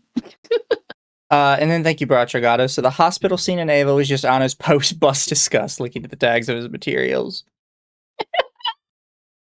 I don't know what exactly inspired that scene. I just know at the time he said that he was depressed.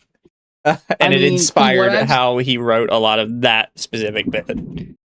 I mean, I wouldn't be surprised, because if you know some authors that go through depression like that, they usually turn to like sex and like stuff like that to like get away from it. When you look at like autobiographies and stuff like that, like a good example is the guy who made No Longer Human, and how he kept turning to that. So it's like, again, like authors do this all the time. This is nothing special about Ava. It's, I ended up going and confronting something and going and turning to sex. Guess what? The sex didn't help or work. It's not that deep, bro. Yeah. Oh, God, this guy's giving me a headache. That's the funniest part. Gainax shows are filled with serious, introspective, and interpretive moments, but most of the time they act on cartoon logic. They embrace their medium and demographic and don't try to be the next religious text. On the other hand, the events of Fire Force are literally the religious text of Soul Eater, and somehow we got fuckers alive on Earth's ecosystem who believe Fire Force is better than Kill la Kill in that regard. God, just fucking shit me, man. Stories like no Fire one Force said that. I don't think I've ever heard anyone compare. About? You compare a lot of stuff and then say that other people are comparing it. I've never heard anyone compare Fire Force to Kill la Kill. If anything, I've seen more people just happy that we're possibly getting Soul World. We're probably getting a Soul Year remake, which I'm like 50-50 on that. But it's like, brother, what are you talking about? You just keep saying people compare this show and this show. No, they fucking don't. You mean you compare that show and that show? Are the people in the room with us right now? There is no we. There is no me in this we you are speaking of. We? You speak in French? You mean like the royal we? All this shit about how sex is necessary, horniness should be expressed freely, and if you disagree, then you're either jealous or a prude, but that is simply moving the goalpost. No, it's not! What goalpost? Where was it before? Fire Force can call me a prude all they want. They're moving the goalpost. Moving it from where? My thing is like, listen, just be like me and a lot of people when this scene first came out in the manga and just laugh about it for a solid 3 days straight. Because that's what I did. Even if I didn't get it in its entirety, it's the fact that it's funny and that, oh yeah, I have free will. I can actually make my characters do this. I want to know what goalpost was moved. Where was the goalpost before for it to have been moved? The bottom line is, you take an act that is intimate, deeply psychological, romantic, or the culmination of years of self-questioning and experimentation, and use it as a way to get a bone from yourself or the audience. You are not the person I would have expected to take the super religious stance of sex is personal and should only be done with somebody you really love, and it should never be shown ever in, shows or any shit like that. You should never have sex just because you're horny.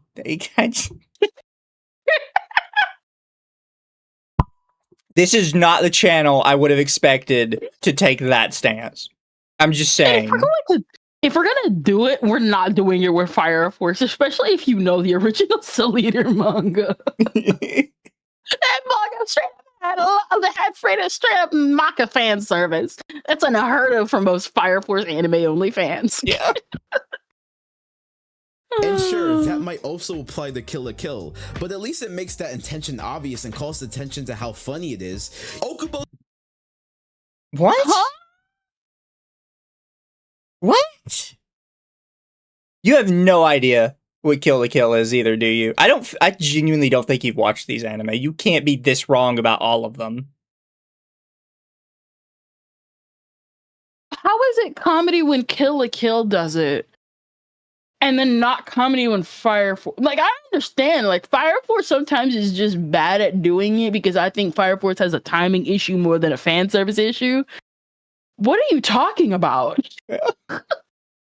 I'm just so confused how you don't seem to understand any of these anime. Oh. Someone said it's still hot when Kill la Kill does it. Duh! Exactly. Thinks it makes the story deep. Fujimoto and Shonen's other sexy antics are just yet another way to bring misery to its characters, and that misery often has no point aside from its own sake. Like, Denji got essayed for half the manga, Asa was about to get essayed, and we literally have the essay devil in our main cast. And for what? So, having an STD is not the same as sexual assault? I'm actually interested that you don't know that. Also, I think this line is so hilarious. It is. Remember, the point of Chainsaw Man is that like all the devils that exist are based on fears. So it's just like, oh yeah, I just made a contract with you. There's enough people out there to make an STD devil.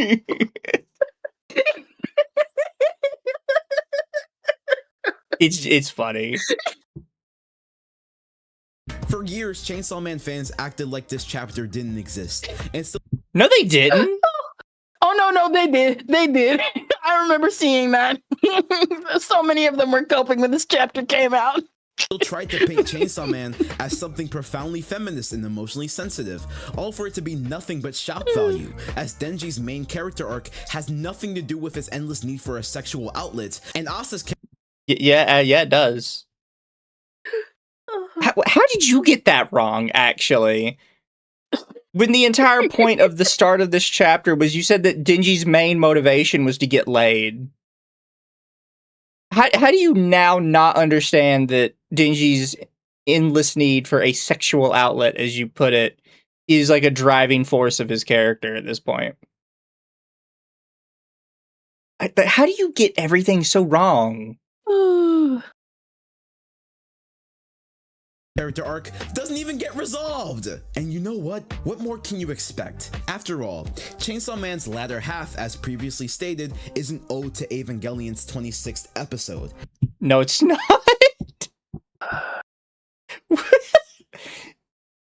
This thing is Evangelion. Stop comparing stuff, so I started comparing stuff.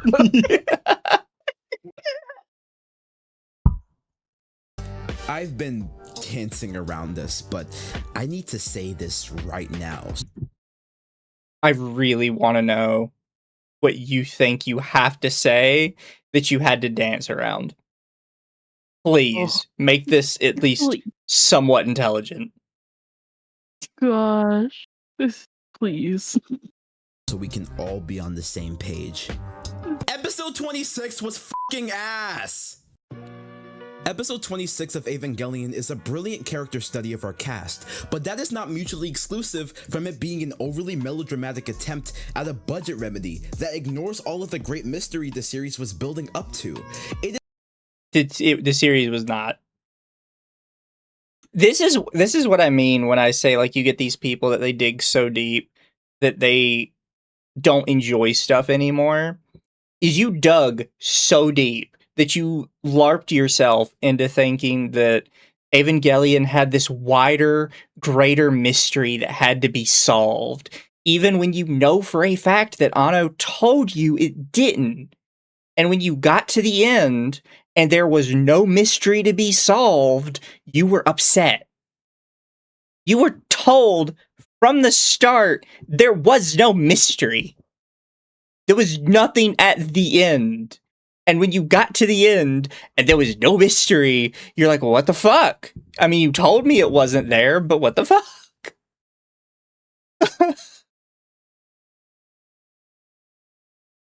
You're such an idiot. These people give me such a headache, Kendra. You see, stupid. Thank you, Internet Zim. You know what? I take back my super chat at the start of the stream. I want this dumbass to compare Neon Genesis Evangelion to Big O, mostly because that show would break his brain. It's the type of experimental writing that may work in isolation, but may not work if you've waited almost 30 episodes for it. It does not work as well for me and many others, and when I say many others, I mean the entire planet of Earth in the 90s, apparently. Are you coping that hard? Sorry, what? He's basically saying that everybody that watched the final episode of Evangelion hated it. No, Huh? you mean you. The context of End of Eva, and even then EOE is just more of a bitter retelling of episode 25 and 26 because people rightfully called out how pretentious Anno was being over this. That's not an excuse for death threats, by the way. Anno can both have gone through horrible fandom experiences, which, by the way, I more than understand. That is not what it's about. Why You're are you still coping on this otaku shit? You're not going to compare yourself to a guy with industry experience, but you haven't even released your own book yet on a mass scale. Not the internet, I mean mass scale. This guy has done project after project and has done industry stuff for decades. You are not comparing yourself to this guy. Yeah. And I feel like he's still trying to make the allegation that the ending was Anno having beef with the otaku community. No, he was just depressed. Like, that's... He wasn't depressed with fandom or shit. He was just depressed in general. Sometimes that shit happens, bro.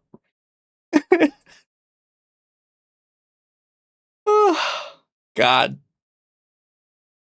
While also being wrong. And by the way, that's fine. You don't have to like every creative choice that was made in regards to a story you enjoy. I've been trying to tell you people that for 6 years. I just think it's mind-boggling because if you're trying to tell people that for 6 years but nobody gets it, you're probably not saying it very well. Like the fact that you're sitting here the entire time bitching about how stuff isn't made the way you like it.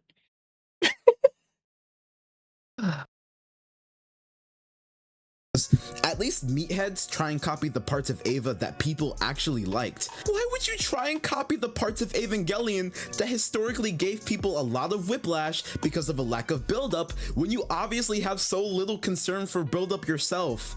Why would you rush? The I whole don't know point where you is came up with you this idea that just- people hated the end of Eva. You just said that sex is the natural human experience. Did these guys just literally say that anything involving sex is a reference to Ava? It's literally what they're saying. Any story that touches on the theme of sex after Ava's release is trying to mock Ava. That's... A copy of a rushed ending. I'm gonna be honest with you. History is a flat circle, by the way. I have no idea why he didn't play the rest of that clip, because it ruins the joke if you don't. Have you seen that clip before? I think I have, but I can't remember. Alex Jones says, I'll be honest with you. I'm kind of retarded. Oh, that's probably exactly... I have seen that clip. That's probably why they didn't play the rest of it. Just like how the Japanese fandom was outraged in, 1996, Chainsaw Man fans are outraged today. Is your source Twitter or Reddit? This is a Reddit post. Yeah. This is a Reddit post.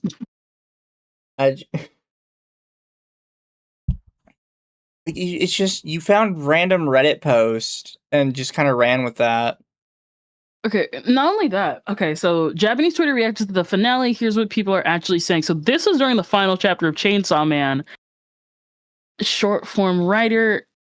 Okay, here's my thing. Even if you were going to put this up, why didn't you just go find the tweets when this came out? Yeah. Like, it was a trending thing. You can just go on Japanese Twitter and, find it out. I saw more people hating on it on the English side. Yeah. Like, we're just supposed to take this Reddit thread at face value, and there's not even images attached to this? Because you can attach images on Twitter posts like this. Yeah. Like... That's a nice argument. How you about to back it up with a source? My source is Reddit. It's always Reddit. At least it's not TikTok this time, but God, it's not much fucking better. Like, this isn't even, I don't know, because, I've watched videos of this one guy who, goes through, 2chan and stuff like that, and I believe, and he actually gets sources from 2chan. This guy just got sources from Reddit, and it's not even, the actual tweets they're referencing. These could be literally made up, and we just believe it. Yeah, I do have to point out, they say Japanese reactions on social media, and they say the most shared take, 500k impressions.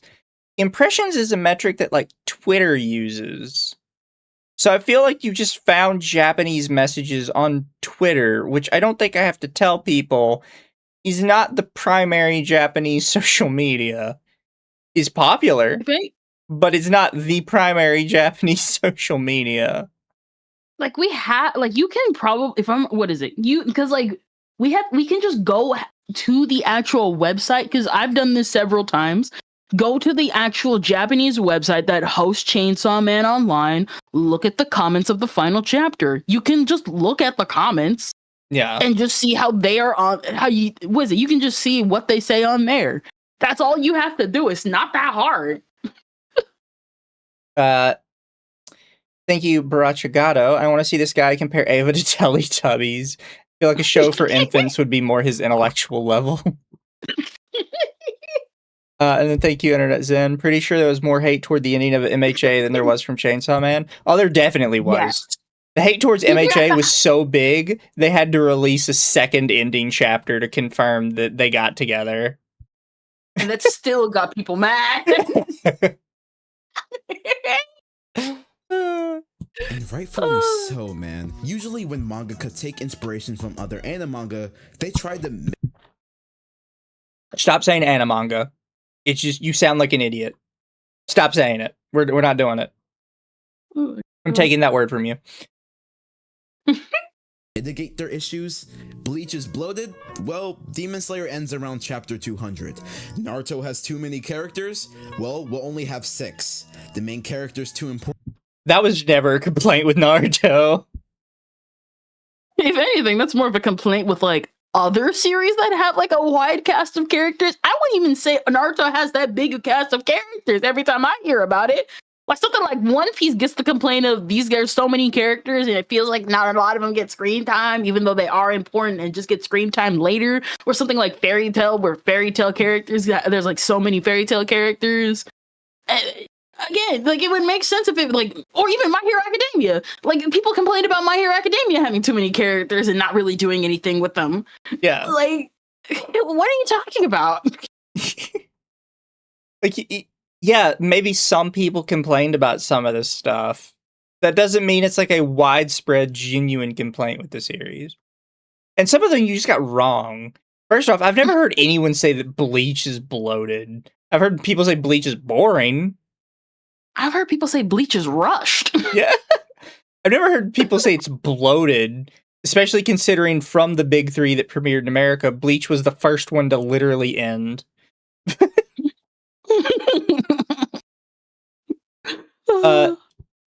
People would be like, oh, Naruto has too many characters. No, the complaint is that the series puts too much focus on Naruto when everybody else is more interesting. And then I've never heard anybody say that Luffy's too important in One Piece. The series literally starts with just Luffy and is only Luffy for like the first couple chapters. It is a story about Luffy. Heck, you can even say that about My Hero Academia, because I've seen people actually complain about how there's like the series sets it up like there's so many characters, doesn't really do a lot with most of them, and that it would have been better if Deku was the Iron Man of his series, which was what was originally intended before the editor was like, you should give Deku powers, and the author was like, I guess we give Deku powers. In the One Piece, well, let's have him flipping burgers because of themes and such. Also, this was one of the people that was slandering My Hero Academia. You were genuinely one of the people upset with how MHA ended.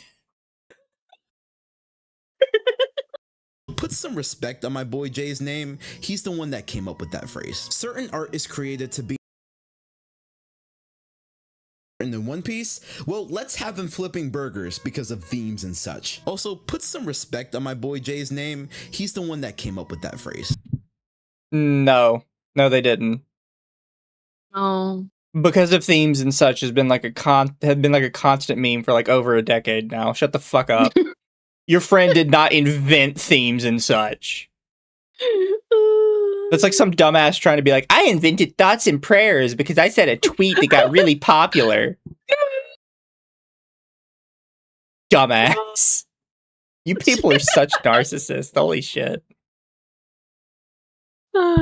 Certain art is created to be an improvement of what you see in other art. So it astounds me that in the replication process, artists will choose not to fix the flaws in their inspirations and repeat their mistakes, even though just because people watching think it's a problem doesn't mean it is.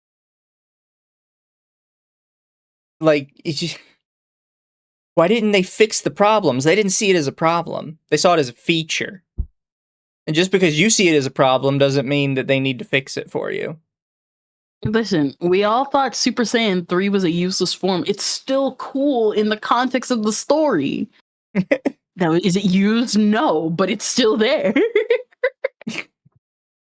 they have the benefit of hindsight in discourses from the general public that tell them what works and what doesn't. But I think that's because, and I've always said this, Fujimoto just got bored of Chainsaw Man. While others are built to write the same series for long periods of time, others, like Fujimoto, seemingly want the flexibility to go from project to project, as seen by his massive amount of original works. Not only that, but when it comes to things that that's what? Huh?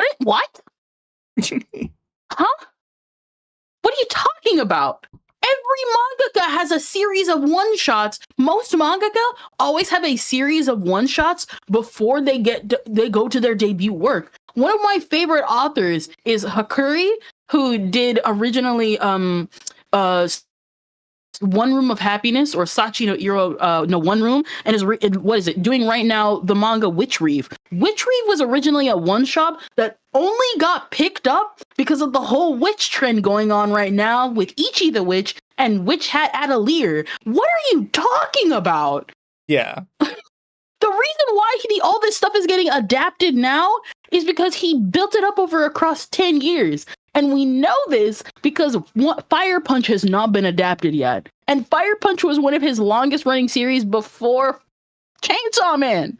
Exactly. What are you talking about? He just likes to create, bro. That's what you do art for. You stupid. Fujimoto wants to communicate through his art, well, he got most of it out of his system prior to part 2, at least in my eyes. So when it came time to... Why are you making so many assumptions about a man you have no idea who they are, who comes from a culture you've never really interacted with outside of animation? Number one, if you actually know the story of Look Back, it's actually a commentary on how Fujimoto sees his creative process, and also a memorabilia a sort of salute to the people who passed away in the KyoAni fire. What are you talking about? What are you talking about? What are you talking? Oh my! I'm going to slam my head in the window. Don't do that. Deliver on Chainsaw Man's sequel, he just ran out of things to say, especially because Chainsaw Man isn't very personal, but more of an experiment. So he threw up his hands and said, "F it." All of his stuff is an experiment. Everything is an experiment. Keep in mind, YouTube video of him trying to levitate. Everything's an experiment. His brother ate a dead goldfish because he didn't want to lie to his girlfriend. But his brother is an idiot. Oh my god. Keep in mind, this is just because he thinks that Chainsaw Man Season 2 was trying to copy Evangelion. Like, I feel like we're getting a little off topic in his own video about this. This entire thing is, by the way, this is proof that he was trying to copy Evangelion, and he did it badly. Like, what?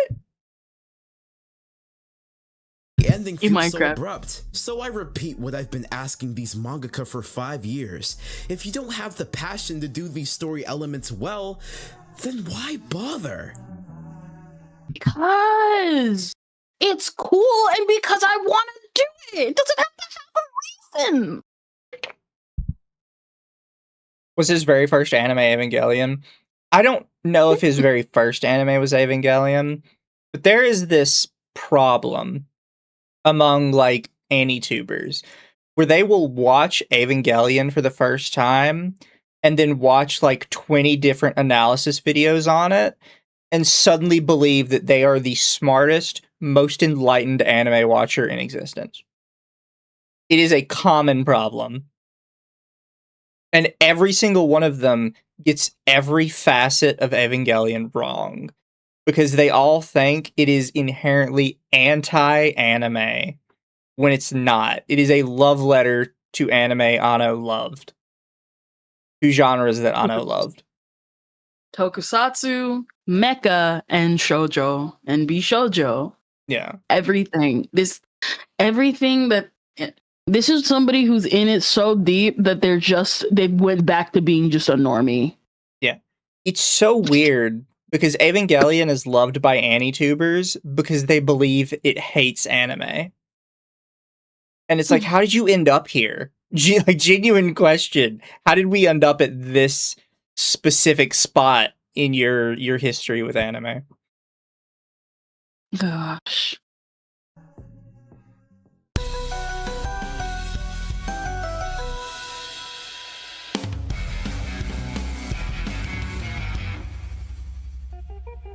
In a video a few months ago, I covered... Be nice about her.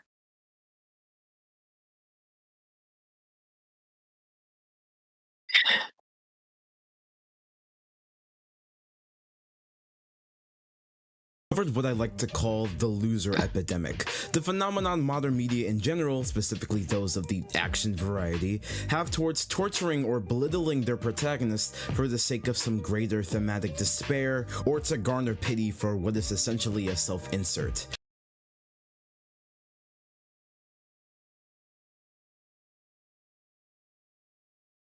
Okay, the one thing I do know about Invincible. Fix chat.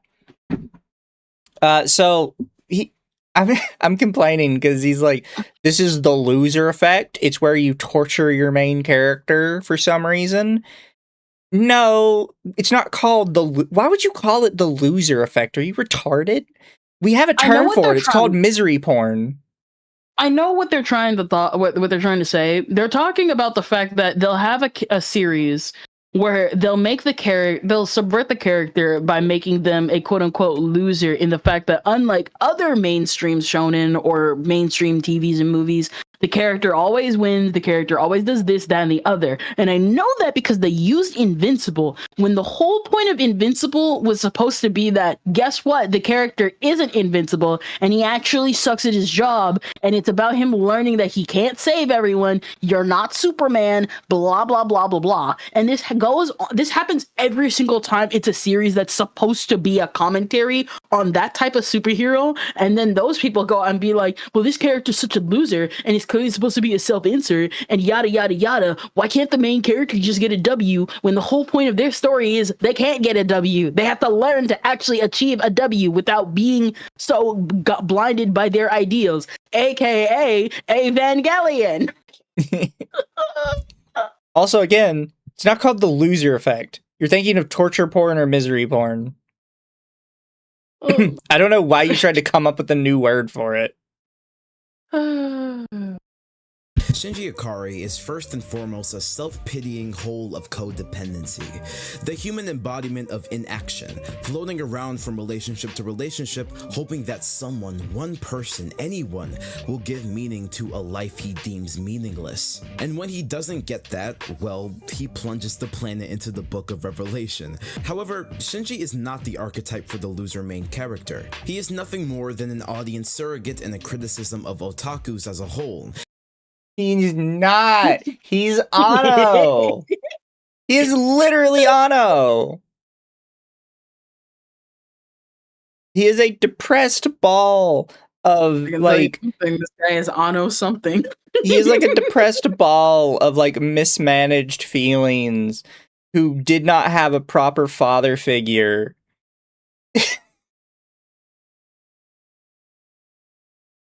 Also, yeah, chat mentions he probably doesn't know what that even means. There are a lot of Western people that do not understand that otaku is not a dirty word in Japan. They're probably thinking of hikikomori, which is a bit more of a dirty word. Otaku is just basically a word for fan. Granted, greater level of fan than regular fan. Granted. My thing with it is technically it was, but only if you knew of the otaku killer. But the thing is get this, since we're using Chainsaw Man as an example, you know, he ended up making Look Back, where, get this, in his time, it was considered dumb to be a mangaka, and how otakus were seen as people with no lives. But the whole point of the reason for Look Back is I create because I like what I do anyway. That's why I create. And this guy's going on an entire video like, why bother creating if you just suck at it? And it's like, it doesn't matter if I suck at it, I like creating. Yeah. And Noscope has it. Like, otaku was not even anime specific. There were multiple otaku in different groups. Like, the difference that I think that confuses them is in America we have different specific words for it most of the time.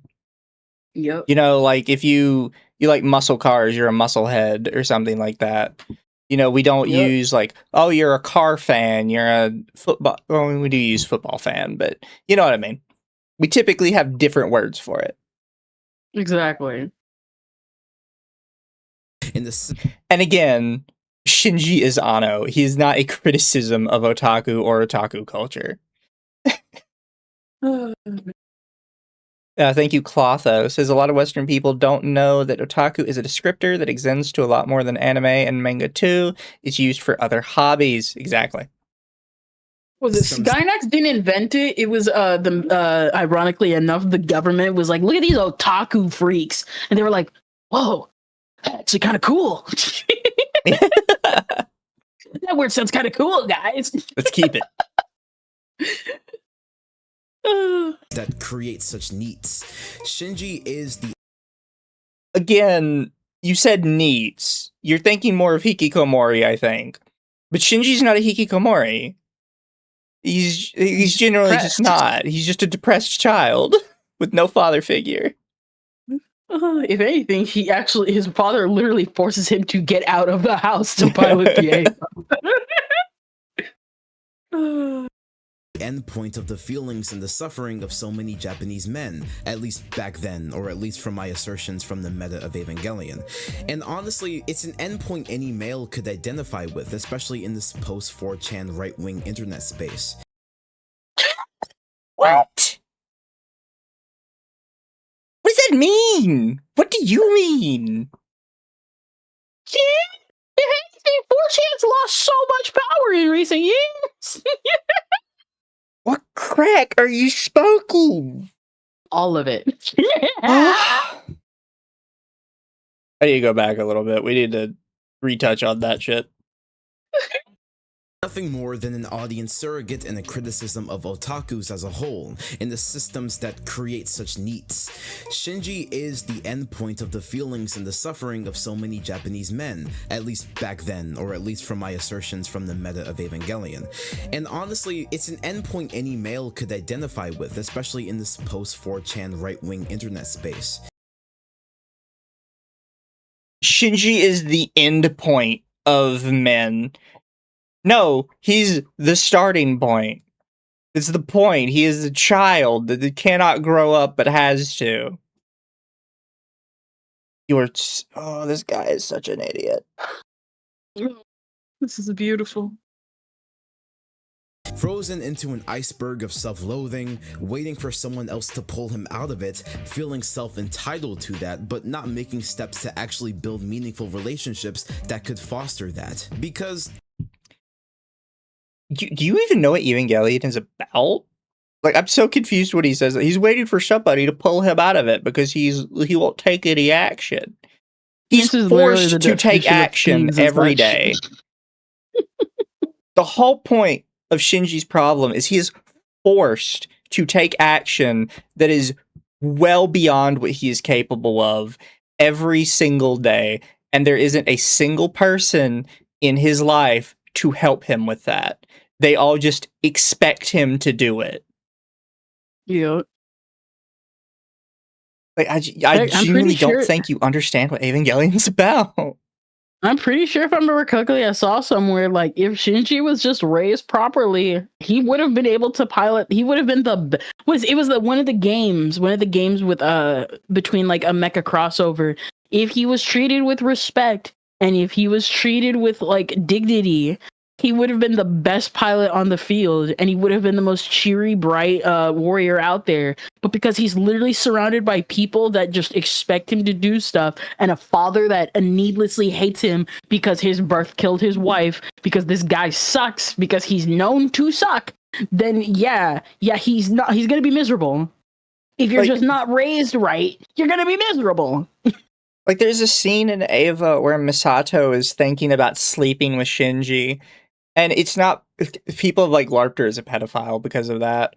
But she's thinking about doing it because in her mind, she's like, Shinji has nothing.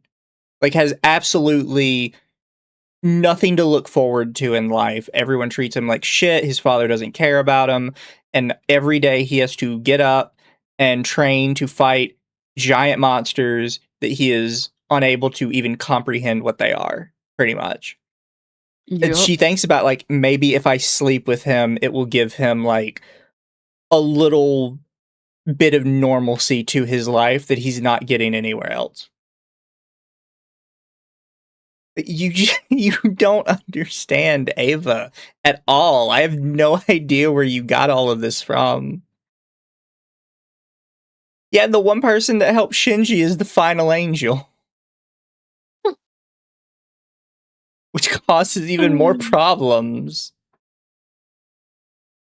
Thank you, Internet Zen. Post 4chan right-wing internet space talking about an anime that existed before 4chan or 2chan was even a thing. Also, 4chan was apolitical for over a decade.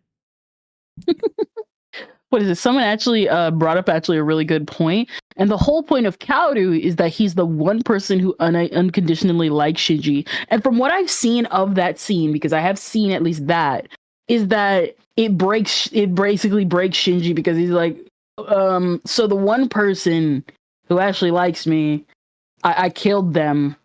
What do I got left to lose now? Because I'm now kind of psychologically broken from that. Yeah.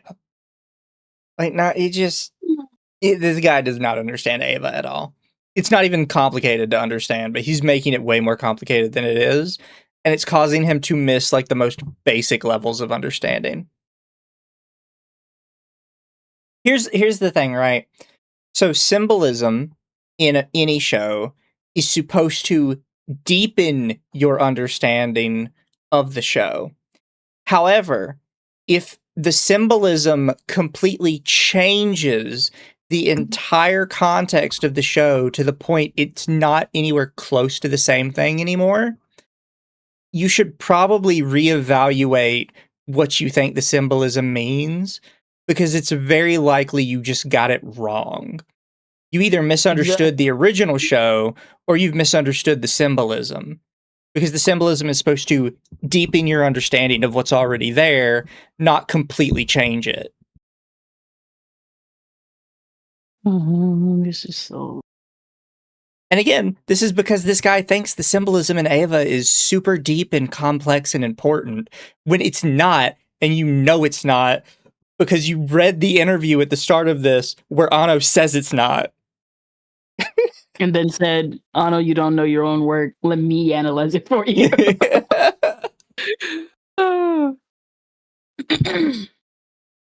The people in his life are not actual people to him.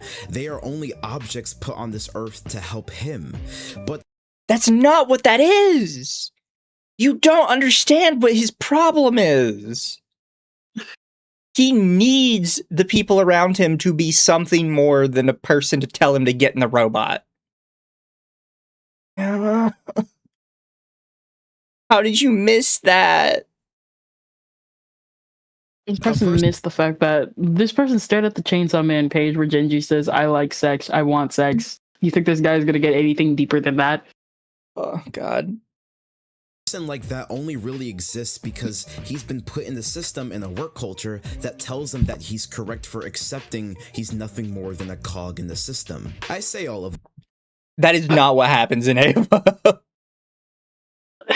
I hate these people that go in and be like, you see, Japanese work culture, this, that, and the other, being like, you saw one person critique the Japanese work culture, and you've made that your entire critique on all Japanese media forever, and I hate you for that.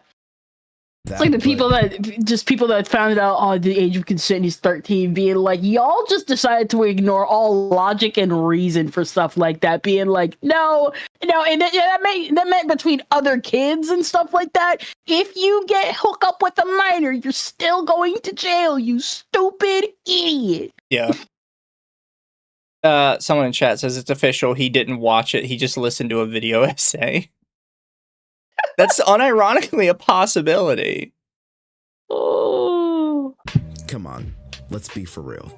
He is a loser main character, and as stated before, he's a self-insert. But I guess in my eyes, he doesn't suffer for suffering's sake.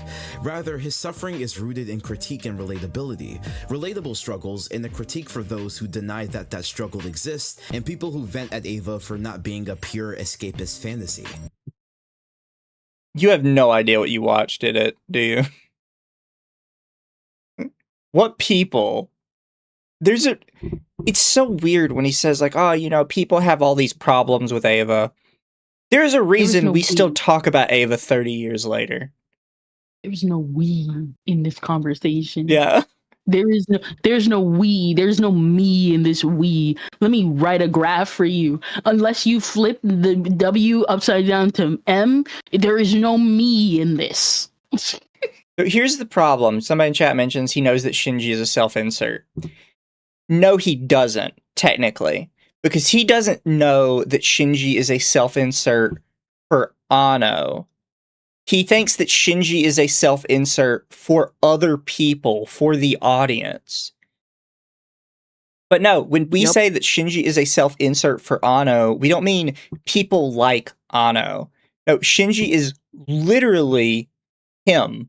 It is his problems and his experiences condensed into this very fantastical world where all of his problems get blown up to 11. And they still get it wrong because it's not even just Shinji who's the self-insert.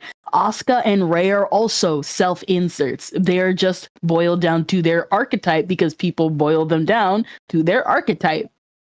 And yeah, No Scope has it. A lot of people don't understand self-insert characters aren't exclusively audience self-inserts. Like you can find some relatability in Shinji, Asuka, and Rei and like the experiences they have, but they are quite specifically Anno's self-insert of his problems in his life. Chainsaw Man was at one point an earnest coming-of-age story, but at every turn... It was not a coming-of-age story. What the what? It never was. I don't know what series you watched. It never was. It never was. Like, I've read it. I've read up to the assassination arc.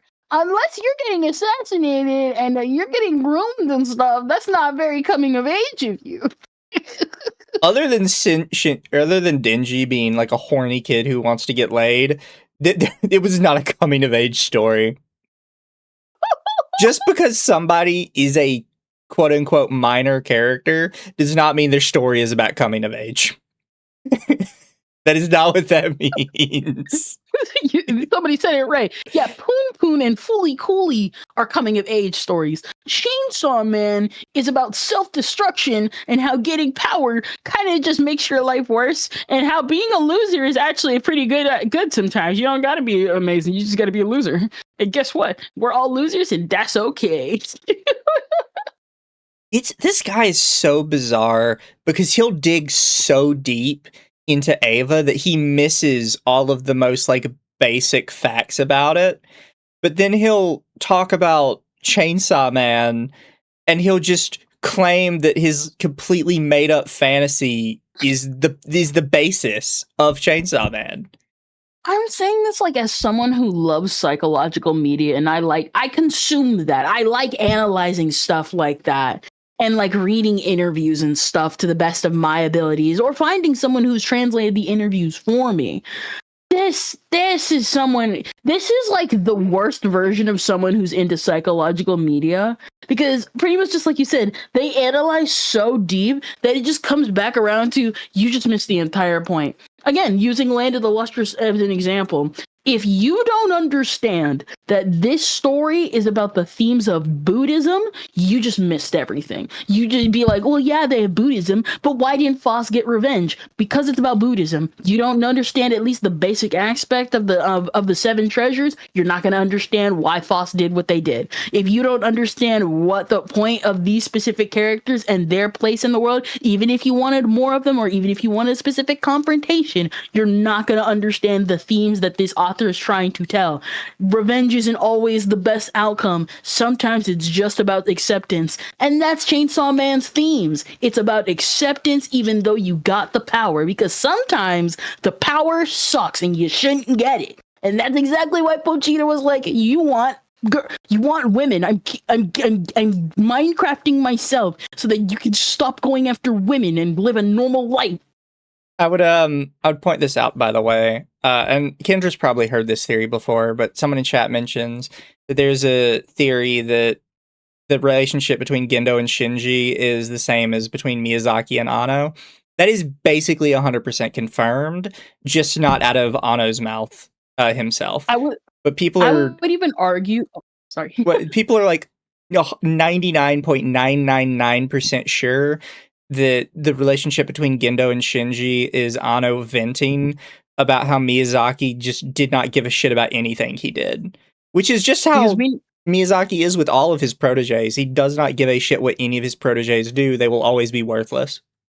Exactly. This is the man who even shamed his own son, let alone do you think Anno was spared from that type of criticism and stuff?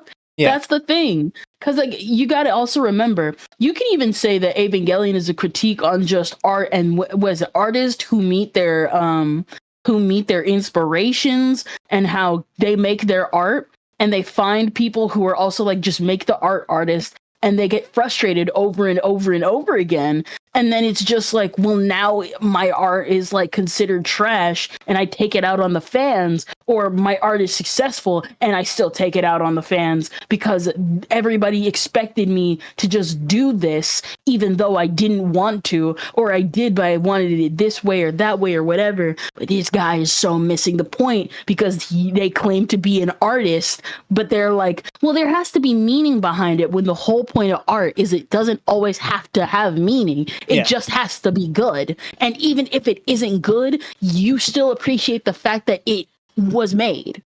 Like, again, like you've been talking about the beginning of this, where I kept making the joke that Mashal is One Punch Man. Yeah, people were saying in the beginning that Mashal shouldn't exist because it's clearly trying to ape off One Punch Man. But guess what? Mashal still exists, and the people that like Mashal had a good time because Mashal deserves to exist, because there's no reason for it not to exist. That's the whole point.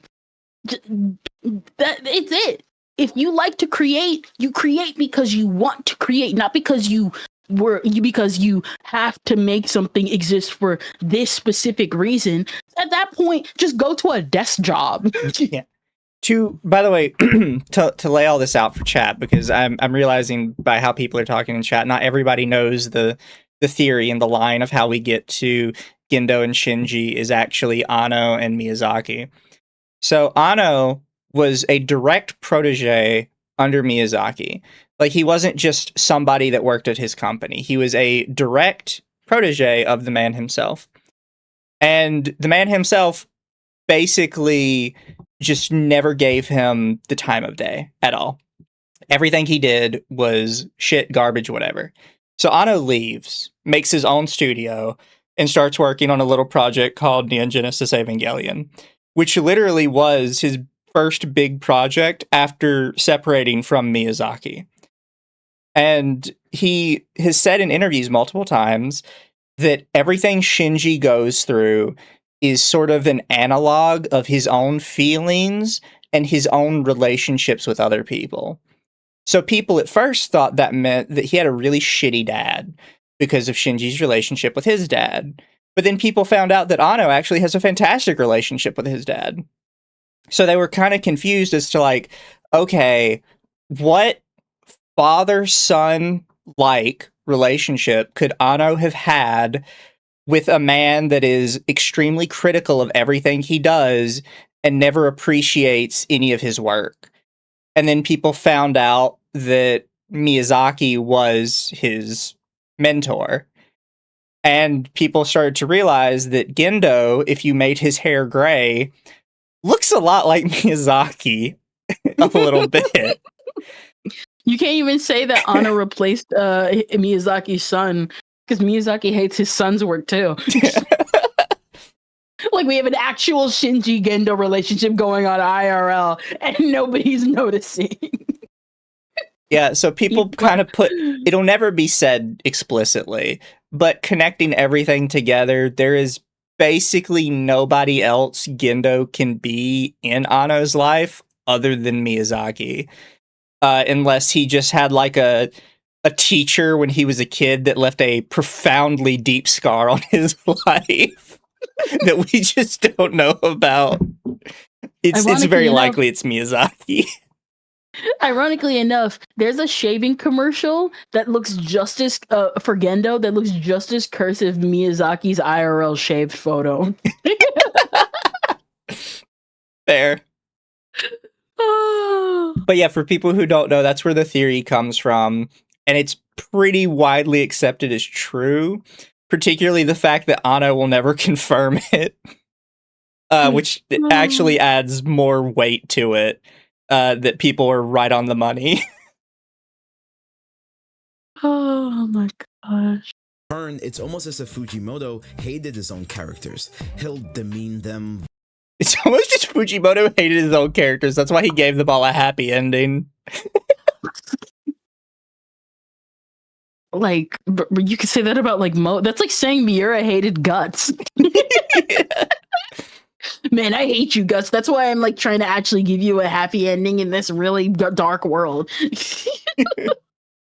violate them, tell them they were better when they were suffering, and use their bodily autonomy as a joke. Or worse, he'll just kill them.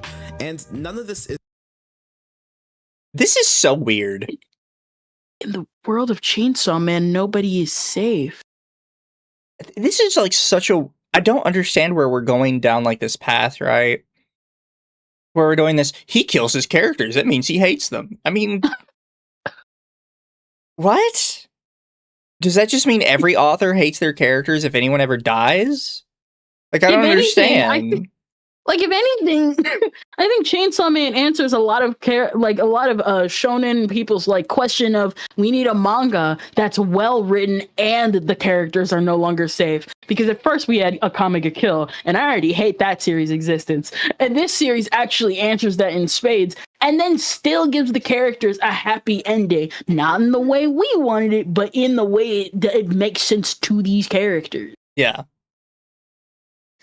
I hate Akame ga Kill so much. I forget who it was, but I showed somebody the end of the first episode because it's such tonal whiplash.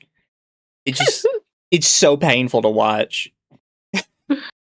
That's like saying the author of Full Metal Alchemist hates Edward because she put that pike through his abdomen that one time. She made him lose his arm and his leg. Clearly she hates his guts.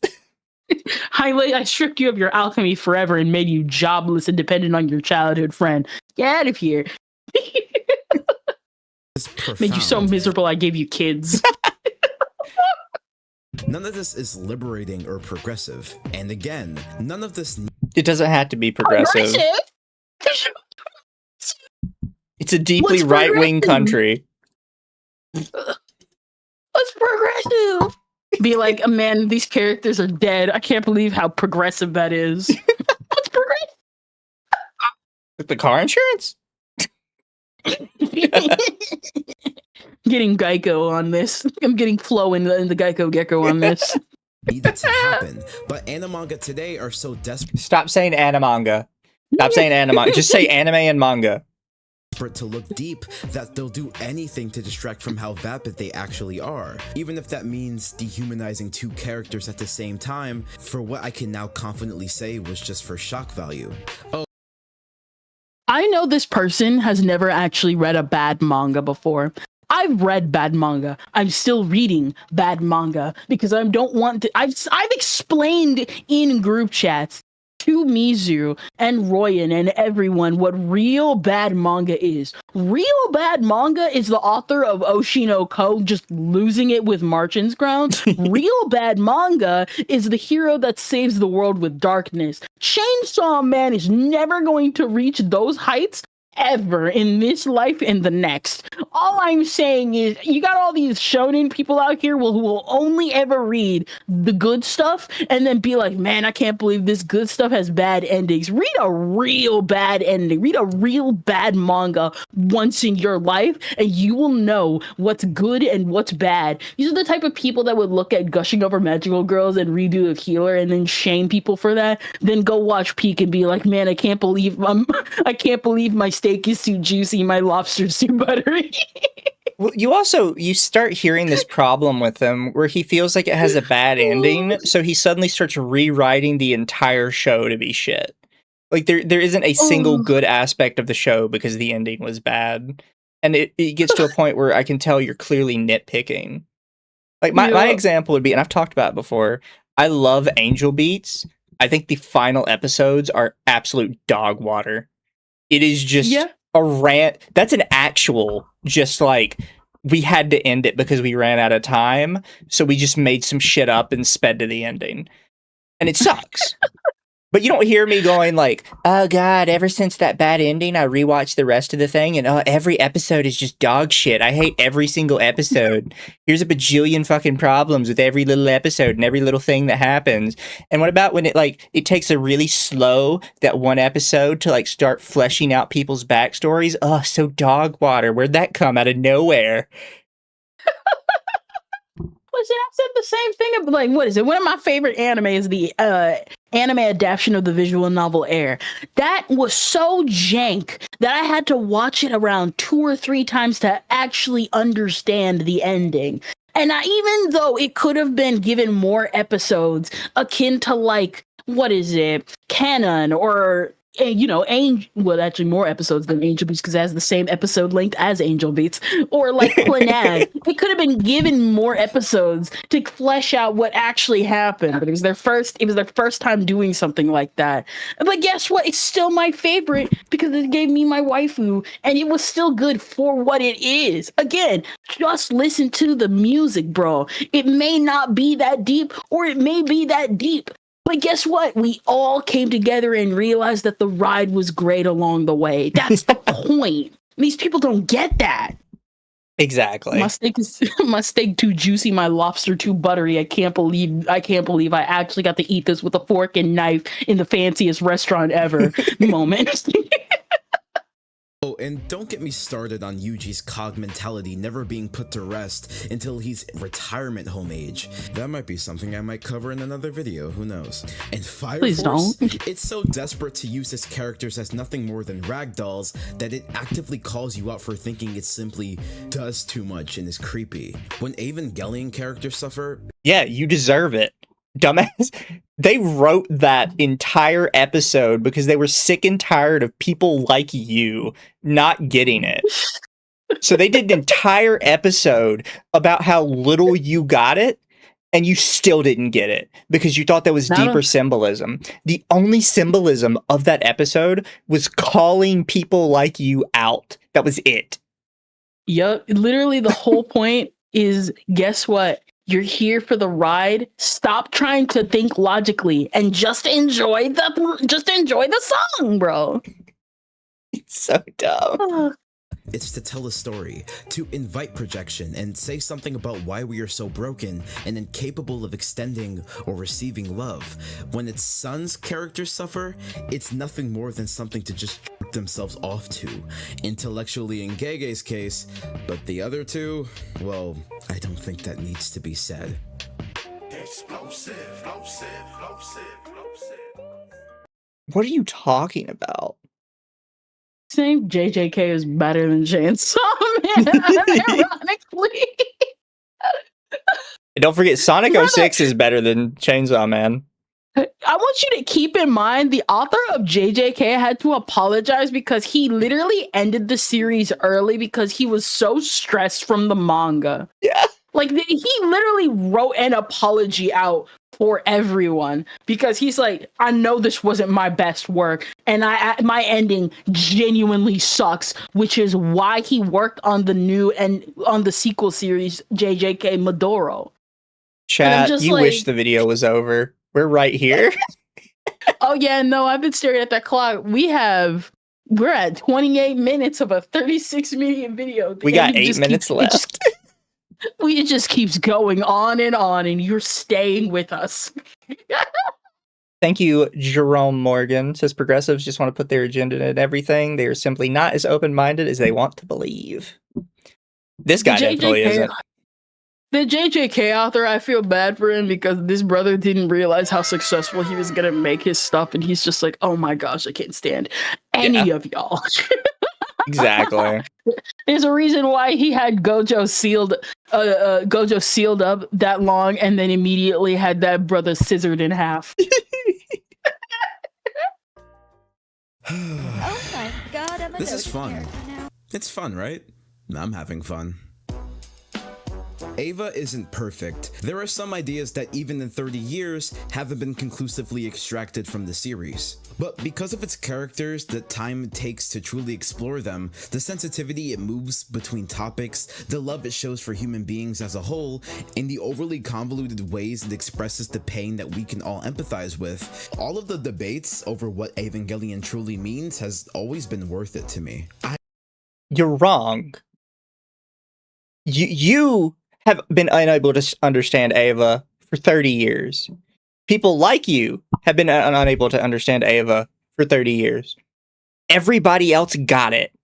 It was not complicated. You are debating with yourself. And I guess the author himself. I can't say the same for these other series. The stories are vague and weightless, the writing seems to insist upon itself, and it's the fucking Family Guy meme! I never liked The Godfather. Why? What's wrong with it? It insists upon itself. That's literally a Family Guy meme. That's a meme because it doesn't mean anything.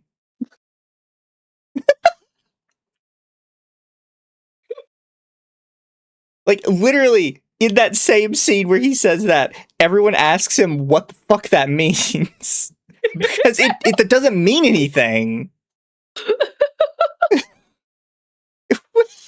Why would you clip that? He's such a dumbass. You even use a clip. You didn't straight up just said it for themselves. Like, you genuinely believe that. There's just such a devil-may-care attitude with comments regarding culture, politics. I don't think you understand what devil-may-care means either.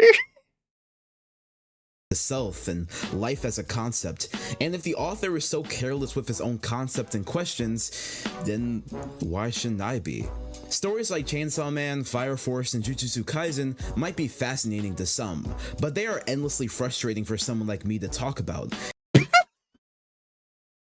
You're so frustrating for intellectuals like me to discuss.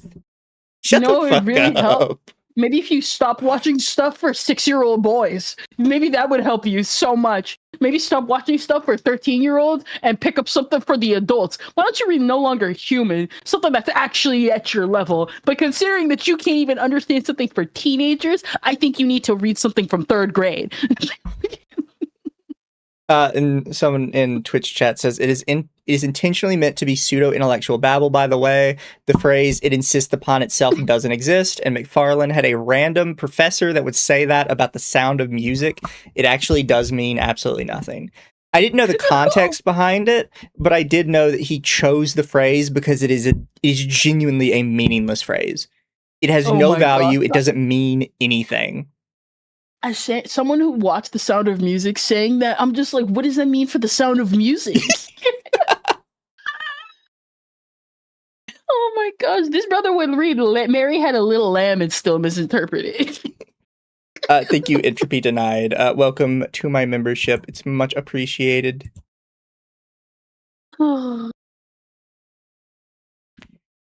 In JJK's case, the only thing fascinating about it is the way that it is so aspiringly bad, and yet its fandom doesn't seem bothered by it.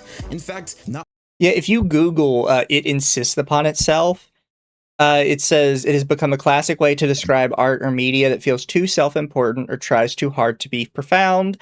Interestingly, Family Guy creator Seth MacFarlane even revealed the baffling line wasn't supposed to make any logical sense.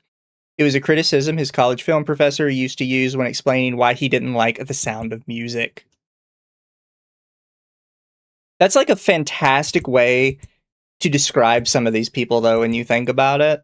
That they heard a phrase that a guy picked because it was literally meaningless to him, and they decided that it actually had this deep and profound meaning to it.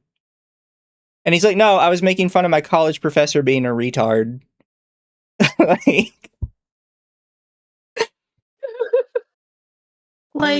My thing, this guy literally was like, man, you guys are unbothered, but your series is trash. And it's like, well, why do you think it's trash? It insists upon itself. Thank you, Jerome. He says, when you can't understand shonen as an adult. Not bothered by this, they are frankly mind-controlled by its story choices. Sorry, wait, what? To some, but they are endlessly frustrating for someone like me to talk about. In JJK's case, the only thing fascinating about it is the way that it is so aspiringly bad, and yet its fandom doesn't seem bothered by it. In fact, not only are they not bothered by this, they are frankly mind-controlled by its story choices. He's just saying stuff. You are so mind-controlled by JJK that you don't realize how shitty it is. This is... In my opinion, this is a sign of somebody that cannot genuinely engage with media. And I always use this as my example because I think it's a really good example. I think Sword Art Online is abject dog shit. It is, in my opinion, one of the worst animes I have ever watched after the first 12 episodes. But if somebody looked at me and said, well, people like that anime, I'm like, yeah, of course they do. Like, it's got actually fun moments in it. Some of the world building in it is interesting conceptually. It really, it touches on that aspect people have of wanting to be in a game. Like, if you ask me, I can tell you why people like it. I think it's horrible, but I can tell you why people like it. But your example with JJK is just, they're just mind controlled. How could they like something so dog shit? Can you not see, like, why people would like it? Like, genuinely, you can't think of one reason why people might find the story engaging other than just they're mind controlled? Like, I'm someone who doesn't, so I don't like or dislike JJK. I've made fun of its fandom for being a step above the Boruto fandom because they actually read their series and they still analyze their series, even if they still act like basically a mini My Hero Academia fan base sometimes. But like, I can still understand why people like JJK. The music is pretty good because they got some really good musicians on it, even though the character designs are kind of plain. Sometimes you need plain character designs like that because they're not really plain when you read the series because it just serves as basic character design and they still look nice. And then you got something like Sukuna, and it's like Sukuna's actually a pretty cool antagonist or deuteragonist because even though he's like a terrible, awful person, it's fun watching a terrible, awful person. Like Angel's Advocate saying, being able to understand why someone would like something you dislike is a pretty nice ability to have. I just assumed most people have it. That always reminds me that some people genuinely don't have internal monologue. Something like 50% of the population genuinely does not have an internal monologue. And you have to think, like, some of these people you watch on YouTube, one in every two people is one of those people that does not have an internal monologue. Like, even using this as an example, we were talking earlier when you went to go get the drink. I personally think Yuri Kuma Araishi, the guy who made Utena and Penguin Drum and Sans Aramai, I think that is one of his worst works, and I do not recommend that series to people on purpose because I genuinely do not like it. At the same time, I can still see why someone else would like it, and I'm not going to go tell them, don't read it. I may not recommend it. Even I like that one video I recommended last time where it was like, oh, well, the guy even said, why would you like the worst work? Even if you don't like the worst work, even if you like the worst work, you can still find something about it to be like, I can understand why you like it, even if I can't enjoy it. That's the whole point. As much as nobody likes SAO, I can still understand why a fan of SAO would like SAO, because guess what? Even though the writing is utter dog water, it's still a very cool idea when it came out and still now when it came out. Like, duh. There's better authors that have done better with the concept, but guess what? SAO was one of the founders that, let's be real here, had SAO not come out, we wouldn't have gotten stuff like Solo Leveling. Yeah. Oh, and that one actually does have worse writing than SAO.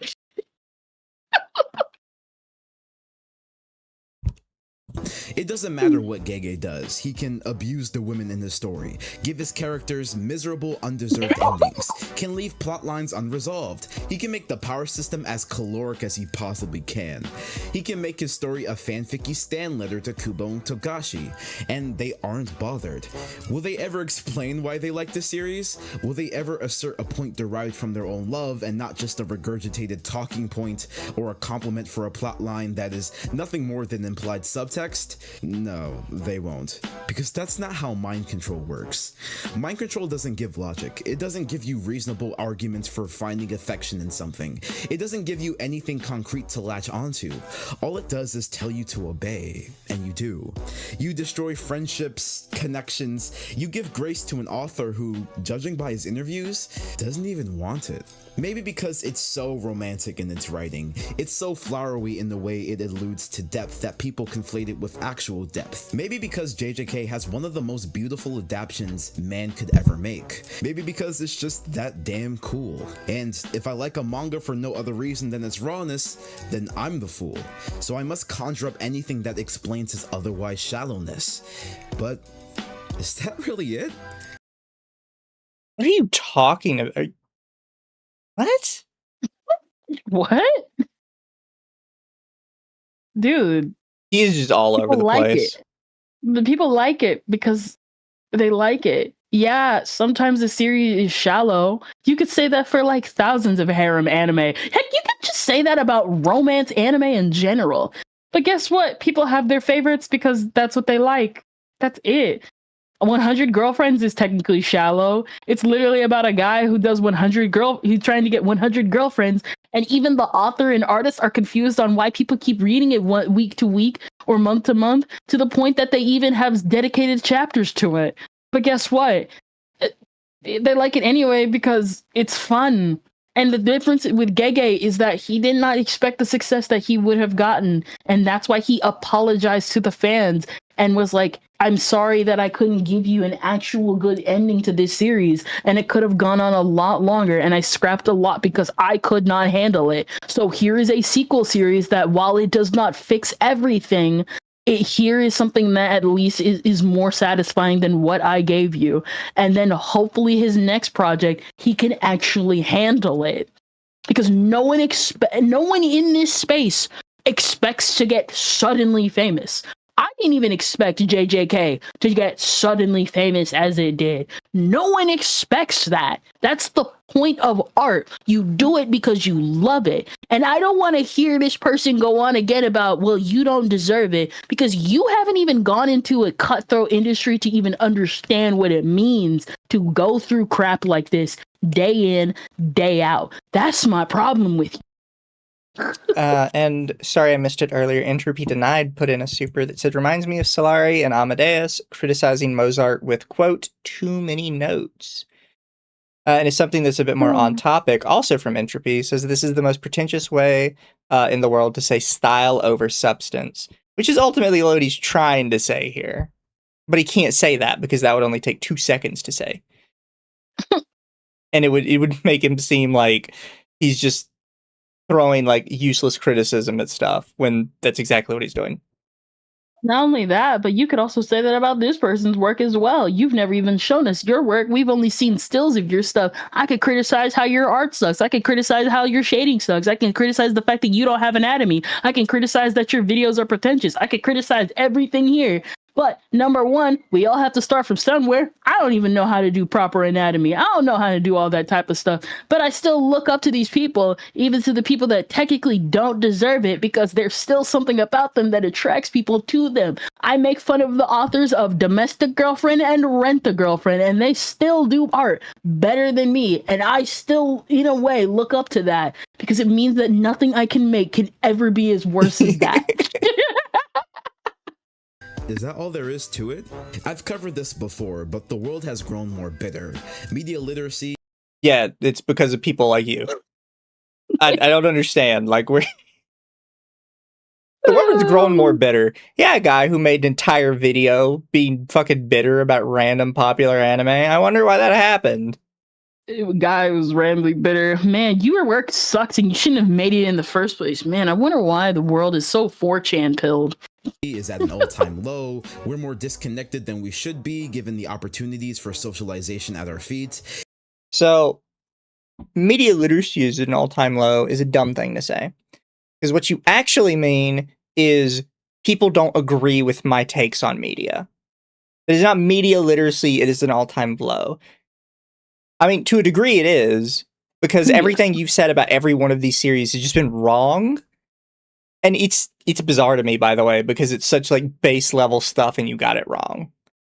Listen, I've been in fandoms where the media literacy is low. I've been in the alien stage fandom. All of it is full of adults that get adult spaces that get invaded by children, and then everybody keeps screaming the race card and stuff like that. I've seen bad media literacy flourish. This is not one of them, because this is literally just authors who made stuff because they wanted to make it, and then suddenly people like you come in and be like, well, why did you make that? You shouldn't have made it at all because it sucks. And it's like, well, I hope you don't get that same criticism and don't cope, seethe, and mold your way to the finish line.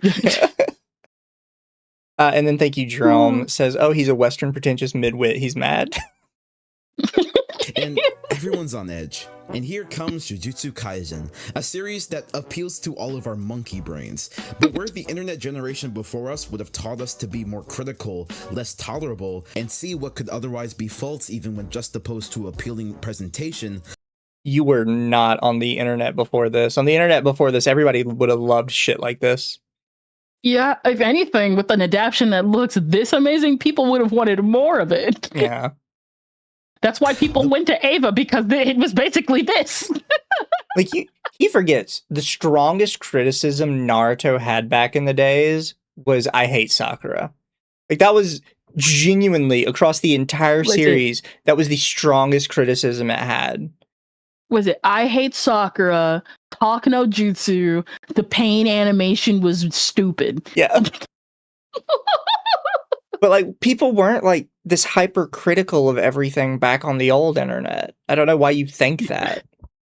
The only series that ever got that type of criticism was SAO, for that exact reason of there is no substance, there is no story, but it was still popular also. Yeah. Bottom line That's why it got as much hate. Current culture of ours, the incentive is to remove our ability to critically think. And that's not to say that people who like JJK are dumb. It's just... Yes, it is. That's exactly what that means. You spend an entire section saying people who like JJK are mind-controlled idiots. What are you talking about? Just that, well, at least in my experiences, people who like JJK are mean. They're thoughtless. They're the main ones because they're a thoughtless hive mind. Do you fucking hear yourself? You scripted this. This is a scripted video. Did you not, like, read that back to yourself and be like, yeah, I sound kind of mean, don't I? Hive-minded, and they're willing to treat or talk about their mutual acquaintance, or even in some cases best friends, in any way that they can, just so that they can compliment this series that in reality... What are you what? Are you meeting these people IRL? Or are you talking about internet people who would slander each other the second they got a moment of clout? It has nothing going for it besides a spectacle. But if they admit that, then they have to admit it might have all been for nothing. So here I am, almost... Why? If I admit that something is like shitty McDonald's tier, why is it not, like, am I not filled because it was shitty McDonald's tier food? Am I still hungry? Like, no, I'm not. You gotta remember, some of the most popular series in the old anime days were freaking harem anime. We all made fun of Orimo. Guess what? We all still like it, even though we don't like it like that, because at the end of the day, it's just a series that exists. Yeah. Like, what are you talking about? 10 years deep into JJK's reign of terror, having had no civil discourses on the series, no good or productive conversations, no empathy, just good-intentioned criticisms painted as nothing more than bad faith, when literally everything you do is bad faith. I don't know why you haven't realized that yet. I don't even like JJK. I think the funniest thing is, like, I could debunk all of this by saying, number one, I've seen more JJKs fight with fairy tale fans. And number two, I've also seen the funny part of the JJK fandom talk about the fact that the villain birthed Yuji and basically had to take the white splash to create the black splash.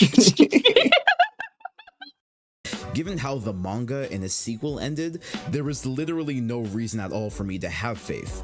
Hell, to be honest with you, I still don't really know why people like the series to the extent they do. And well, in my opinion, that's something that separates a great story like Eva to all of its rather empty counterparts. Eva gives people valuable reasons to want to dig deeper, because No, it doesn't. You guys are dumb. You have dug way too deep on Eva because somebody told you there's something to dig for. But in reality, it's that meme where the guy is just digging a tunnel to get to the diamonds, but there's just literally nothing at the end. You keep digging for something that isn't there. And the idea that it is there is more enjoyable to you than ever finding it. My thing is, with all this criticism you've been giving for the past over 30 minutes, over 32 minutes of this, why would I ever read your series? You just sound so pretentious and mean. I just slander your series anyway, just for the sheer fact that you're an awful person. Exactly. It's like people who hate J.K. Rowling be like, you hate me, so I'm gonna slander your series because you're awful to me, and that's way more valid than even you. It's concrete and palpable storytelling. However, all I've gotten from Jujutsu Kaisen and stories like it is proof that these series do nothing but contribute to the already deep divide I see online. And to me, that's the difference. What divide? Explain it to the class. We are not comparing One Piece to this. No, because he still would have been wrong. No one understands me. Oh god, there's a final section called What is Evangelion About? You never understood anything. I thought this was supposed to be a world without pain. That's because you thought that everyone else felt the same as you do. You betrayed me! You betrayed my feelings! You misunderstood from the very beginning. Nobody wants me. So they can just die. Then what is your end for?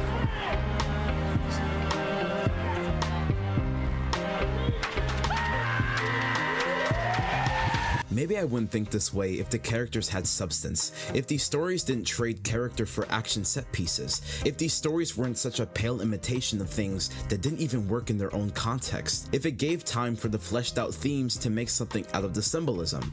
But because these stories do none of these things, I can't help but think the characters being as shallow as they are is the icing on the cake as to why these series can never do what Eva did.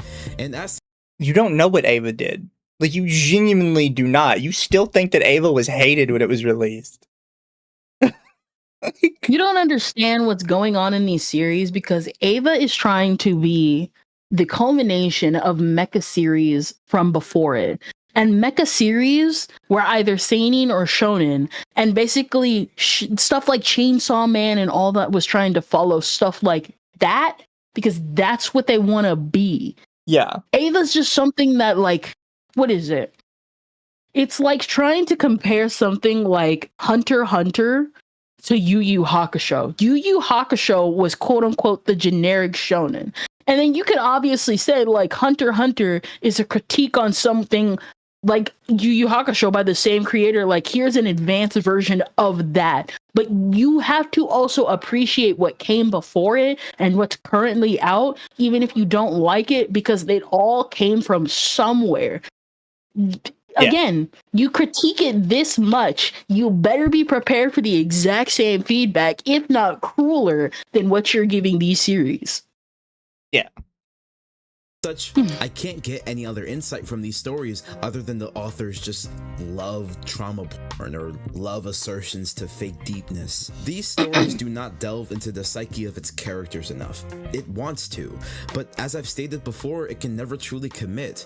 All you really get is a bunch of sad characters walking around exclaiming why they're sad, but that surface level depression is never even made time for. As you could not understand what Denji's story was about. No.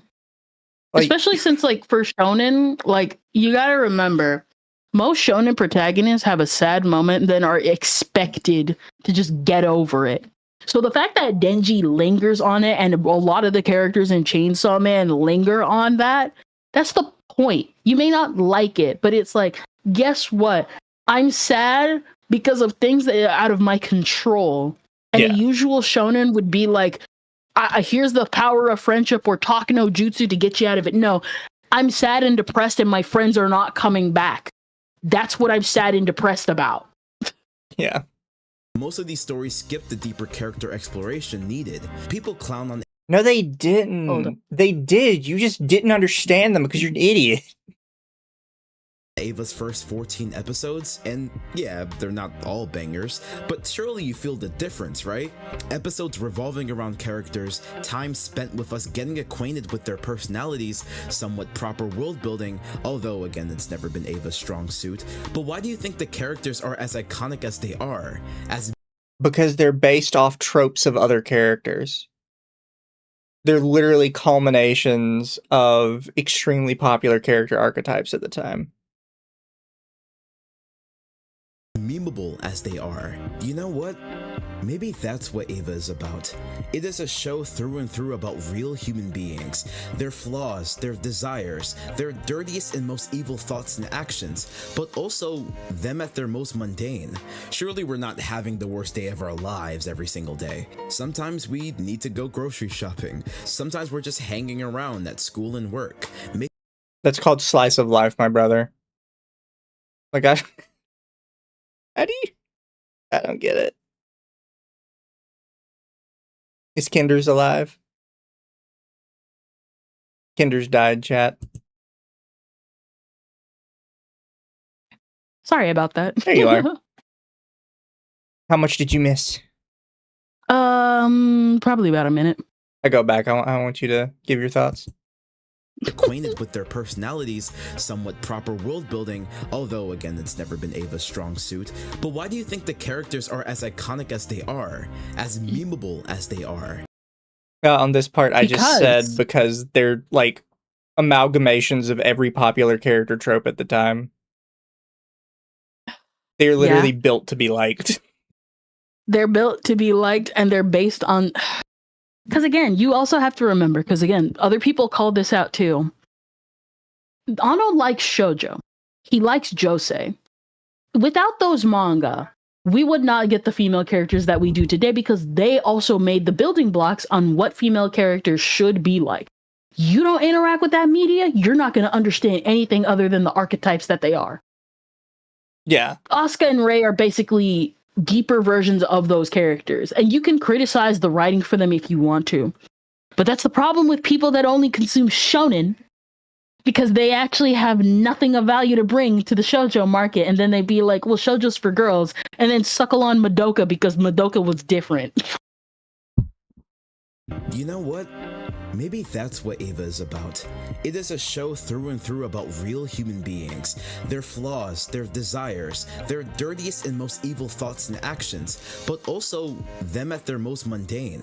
Surely we're not having the worst day of our lives every single day. Sometimes we need to go grocery shopping. Sometimes we're just hanging around at school and work, making. To this, I was just like, brother, that's a slice of life. Just go watch an Ichijo or City or something, bro. Go watch Railgun. And proceed to not understand anything about it as well, somehow. Memories of good conversations. Sometimes we're just taking a shit. Character building to me isn't just blanket statements about how sad we are or vague posting about what it truly means to be human. Character building is allowing us to live and breathe as fictional people do. It's about learning how it feels to be inside that character, just like how Shinji wanted to be inside Asuka. Sorry, just had to get that one out. But you know what's crazy? The other manga that these mangaka took inspiration from knew this. People dislike Greed Island in the Hunter exams, but without it, we wouldn't know Gon enough to feel for him when Kite Pseudo dies, or when Killua's sister needs saving. And Gege Akutami loves Hunter x Hunter. Hell, his butt buddy spent most of his manga around innocuous school exams, just so we can really feel for the students when they entered war. This is not a tall ask by shonen standards. This is not revolutionary. It actually is for anything that's not going to get 2 billion seasons. Also, you can tell this is also Cope, because yeah, he may have liked Hunter x Hunter, but literally the guy has said in his own manga Gege has straight up said in his own manga, my favorite manga is D Gray Man, and you would know that if you actually read D Gray Man. Yeah. Because D Gray Man was also written by a woman and one of the best manga out there, but because it's on a basically 3 chapters a year stance, no one's reading it. But because, you know, these shonen people only read what's popular, you know what I'm talking about. Yeah. Evolutionary, but you know, maybe it is. But if being so intimately people-focused is too much of an ask for you, then let me give you a different ask. Stop trying to be Evangelion. Nobody is. This brother said, stop trying to be Evangelion, but I want you to be Evangelion, but stop being Evangelion. Yeah, like, first off, your ask doesn't make any sense based on the rest of your video. But second off, none of these shows are trying to be Evangelion. You're just an idiot.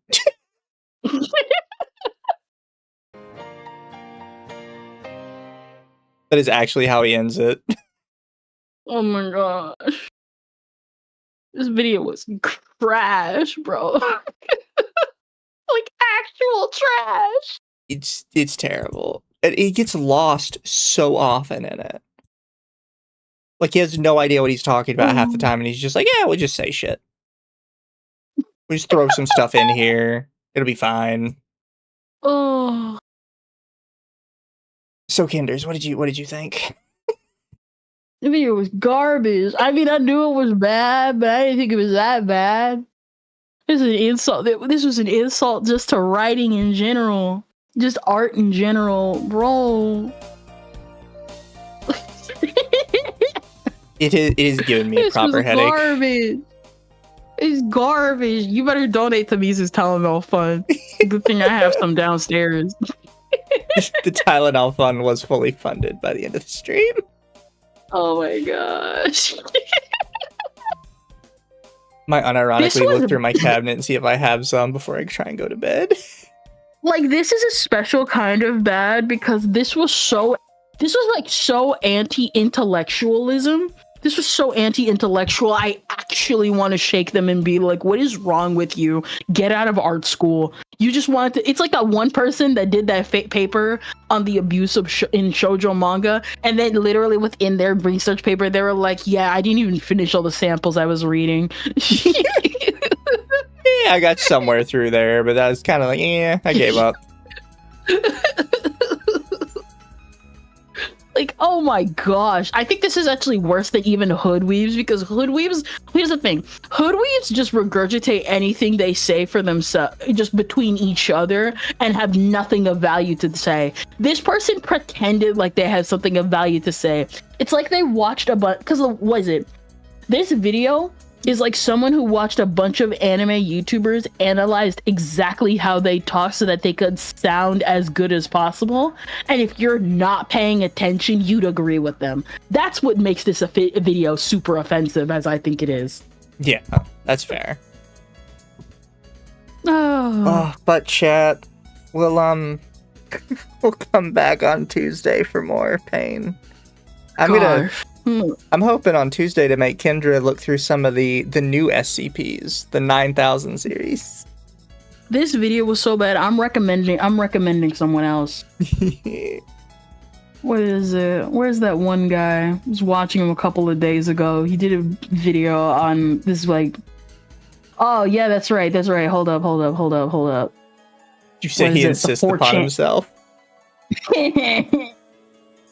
2chan maids. There's a guy who did a video on like 2chan, the maids of 2chan. The maids of 2chan. Really Where quick, is thank it? you. Here we go. Thank you, Jerome. This guy's anime take is so ass. He's simply dumb. Thank you for the super. There's a guy named, and it's specifically these letters, KYDB. And he made a video called Hundreds of Maids Born in an Image Board. This guy actually knows how to research Japanese nerd culture and goes into the 2chan about how 2chan made maids within themselves and just talks about anime culture in general, go to this guy and go watch his actual content, because he actually tries to translate this stuff about niche nerd culture. Again, KYDB. I can good put it in guy, chat. good guy. I think you can put it in chat. I think I gave you a wrench. Let me see. I already put it in chat though. You're good. All right. But chat, we'll Good. see you guys later. We're gonna send you all around to places and things. Oh, thank you for dropping by, Oh, chat. We gosh. appreciate y'all. But we will see y'all later. See you Tuesday. Bye, chat.